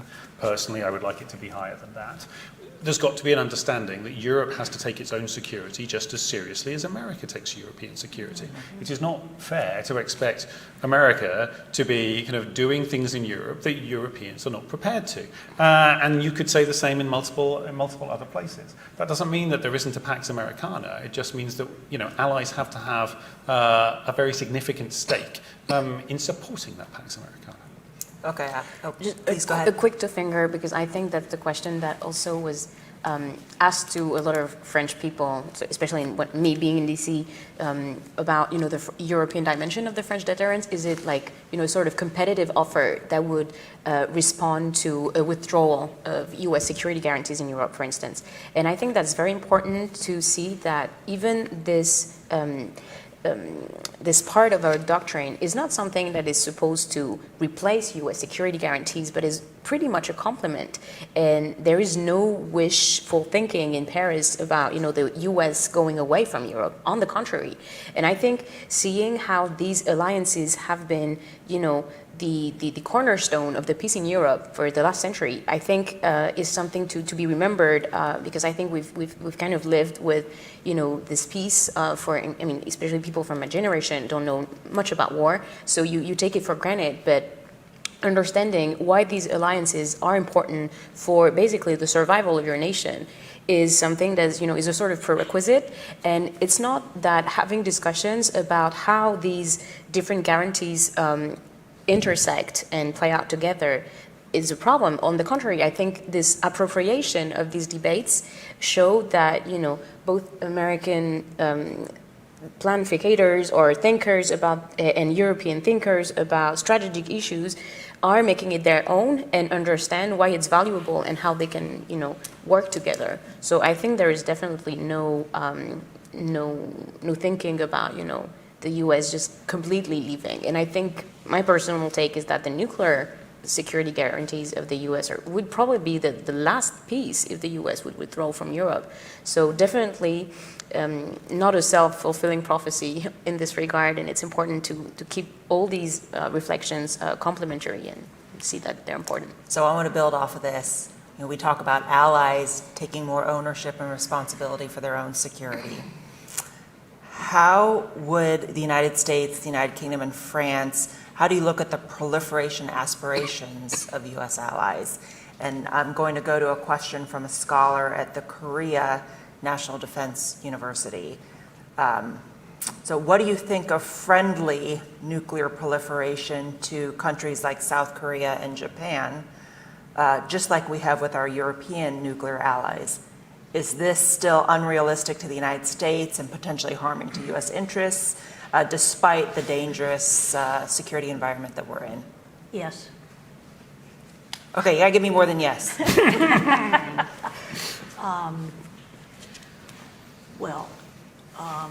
There's history and there's now. We are where we are, right? And so additional allied nuclear nations have to consider I think you'll agree with me, it's a lot of trouble, expense, and headache to have nuclear weapons. And responsibility. And responsibility. That's the part of it. And it is when you're new to the business, a number of studies going back decades will say that's when you're more likely to have not well-developed procedures, safeguards, et cetera, and where accidents and incidents are more likely. It certainly was the case with us, that's where a lot of accidents and incidents took place. Not to mention the downsides of, in this day and age, less so than when both of you became nuclear, but in this day and age, the downsides, the sanctions, the pariah status of going for nuclear capability is, I think, much greater than it was in the 50s and 60s. Yeah, I think there is no such thing as friendly proliferation. Honestly, it's once the genius is out of the bottle, you can't put it back, basically. And I think, the discussions we're having, even with countries who have a sort of control over their doctrines and like a history of thinking about these issues, you can see that there are still, a lot of reflections and doubts and a lot of efforts put in avoiding miscalculations. And as you just said, it's something that would be harder in a multipolar world. I think the ideas of having regional powers with nuclear power forces us to ask the question of the kind of security guarantees that we want to have with each other.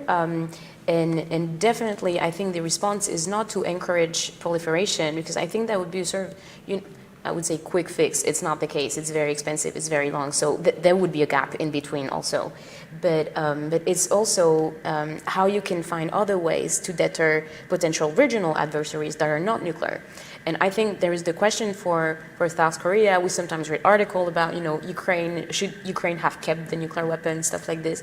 I think it's a false debate. The debate is what kind of security guarantees we can provide. And I think it's by looking at what Western countries can provide as security guarantees, robust security guarantees, that maybe we can give more concrete answers and prevent that from happening, because it would be just too high of a risk to encourage this friendly proliferation.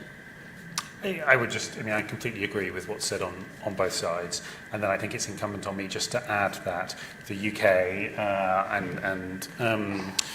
we say it repeatedly, remains strongly committed to the long-term goal of a world without nuclear weapons in a transparent, verifiable and irreversible manner with undiminished security for all. The Treaty on the Non-Proliferation of Nuclear Weapons, the NPT, is the only credible route to nuclear disarmament. We remain committed to its full implementation, and we wouldn't want to see a growing number of nations nuclear capable. So here's the thing for me, and I think this is, it's related to South Korea, but it's broader than that, is we don't have the conventional force structure today to be able to fully, I'll say, deter and defeat two simultaneous theaters. The Strategic Posture Commission emphasized this point, that we need to increase our capabilities or investment in our conventional forces, or we will have to rely more on nuclear weapons. The National Defense Strategy Commission that came out earlier this year basically said, hey, we need to invest in enough conventional forces for three things. Mm-hmm. So there's this conventional nuclear nexus. Would you all sit up here and argue we need to plow more and further investments into conventional forces, or some of these allies are going to be backed into a position where they may have to potentially go nuclear? Any thoughts on that? Yes, to some extent, right? As I think I've said, NATO nations need to be spending at least 2% of their GDP on defence. We're finally getting there. The UK is very clear that we need to get to 2.5% of GDP. I would like to see more European nations spending that. If you look at the European theatre, the US allies combined, can outmatch Russia when it comes to spending and defense capabilities. I think that there's some questions about how we make sure in the Indo-Pacific we're working in a more coordinated fashion to get into a better place there. And we need to make sure that we are not finding reasons for our adversaries to join together to provide that, simultaneous threat that is mentioned in the scenario that is, not where kind of US force planning has been. And that requires thinking here. I'm sure there will be a debate next year as to where the right level of US defense spending has been. We've seen, and again, I'm speaking for the US and I shouldn't, but we've seen Senator Wicker call for an increase of the US defense budget of 5%. He's going to be, I'm sure, the chair of the Senate Armed Services Committee. That conversation is a live one. We do need to be making sure that we are investing in the right kind of conventional capabilities. Absolutely. Yeah, I think we would probably agree that the most likely path to nuclear use is through a conventional conflict that escalates. So preventing, being able to deter the conventional conflict in the first place, or deal with the conventional conflict at the conventional level, is far preferable.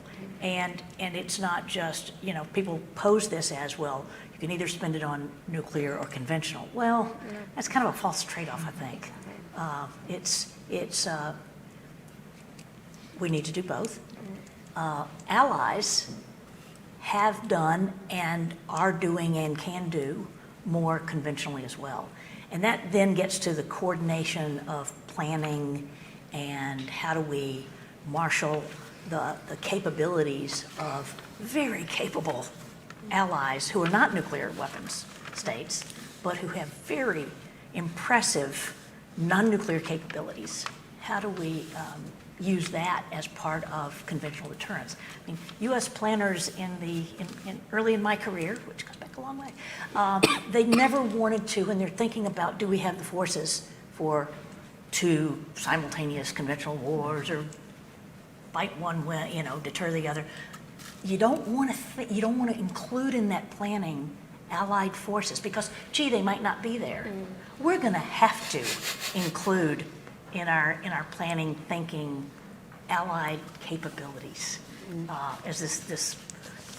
We don't call it the crink world, but we'll call it this more complicated world of multiple adversaries.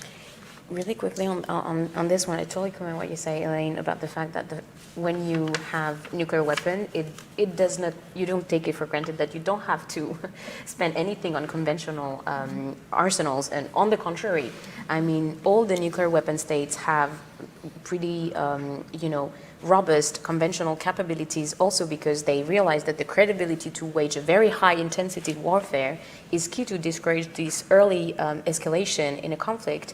And in many ways it forces the adversary to reveal its intention, so you can in a way keep the threshold of nuclear use very, very high, because if you don't have these capabilities, or if you're not able to even block the ramp up of your adversary with conventional capabilities, the threshold of nuclear use is very likely to be way lower. So I think having this capability to really wage war is the priority number one for all these countries. And I see that in France there is a lot of emphasis put on this capability of not being circumvented by below, because you wouldn't have the capabilities to answer to, I don't know, a hybrid or a conventional attack. So you would only have the tool to respond with nuclear use, and that's not a situation where you want to be put when you're a nuclear state. So I think that's also an argument to counter that idea. There's another question here on economic ties. So China and Europe have a very strong economic and trade relationship. In the event of a conflict in the Indo-Pacific or in a two-front conflict, are there concerns about Chinese coercion that would weaponize Europe's dependence or interdependence with China? Do allies worry about being vulnerable to such coercion, and does that bring some reluctance to align themselves against China? So I'm straying well out of my normal lanes if I comment too much on that. But I think it is very clear that the UK has passed a range of laws in the last couple of years on national security and investment, and on where we think there are kind of areas that we need to be more careful about where we invest money and have people investing in the UK. Now, we had a kind of open disagreement, I think, with the US in recent years about Huawei and Huawei's involvement in UK infrastructure. And we came to a very clear position that we did not want Huawei investing in the UK. I think there's an awful lot of trade that can be done with China on an awful lot of things. But I think we've got to be very careful about where trade and national security overlap. And I think we've all become more clear-eyed about that in recent years. Elaine, I'm going to tee this up for you, and then others can jump in. This is a question from Jacob Bradley, who's one of our young, talented interns here at CSIS. So in the type of scenario that has been presented, how does the United States balance protecting and backing up our allies while also not bringing risk to U.S. citizens? I mean, that's the tension. Oh, gee, thanks, Jacob. This is an issue that's been going on since just after World War II. And it's a question that allies periodically, struggle with, look at, and yes. So we can't without taking on risk to the United States. And the question is the U.S., to fulfill our commitments to allies, we are taking on a huge risk and responsibility, just as the ally who has foregone nuclear weapons and is relying on us has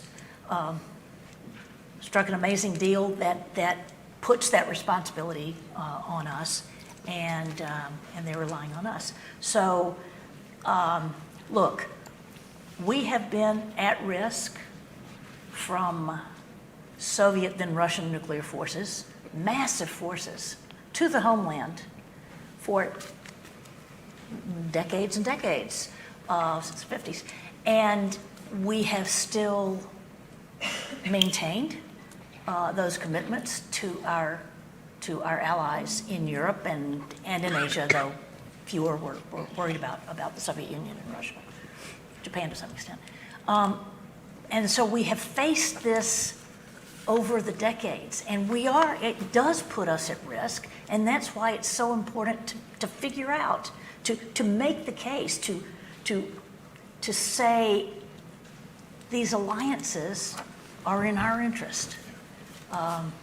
It's not just about keeping a war over there. It's yes, we are putting ourselves at risk too. So, Jacob, yeah, we're at risk.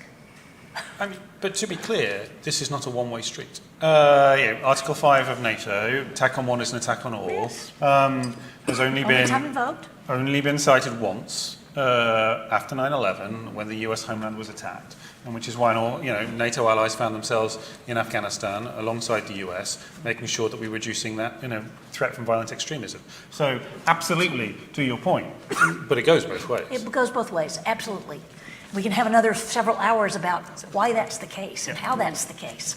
Okay. But totally agree with you. Okay, my last question here, I'm going to bundle two questions, but then also if there's something you didn't cover that you want the last word on, please offer that as well.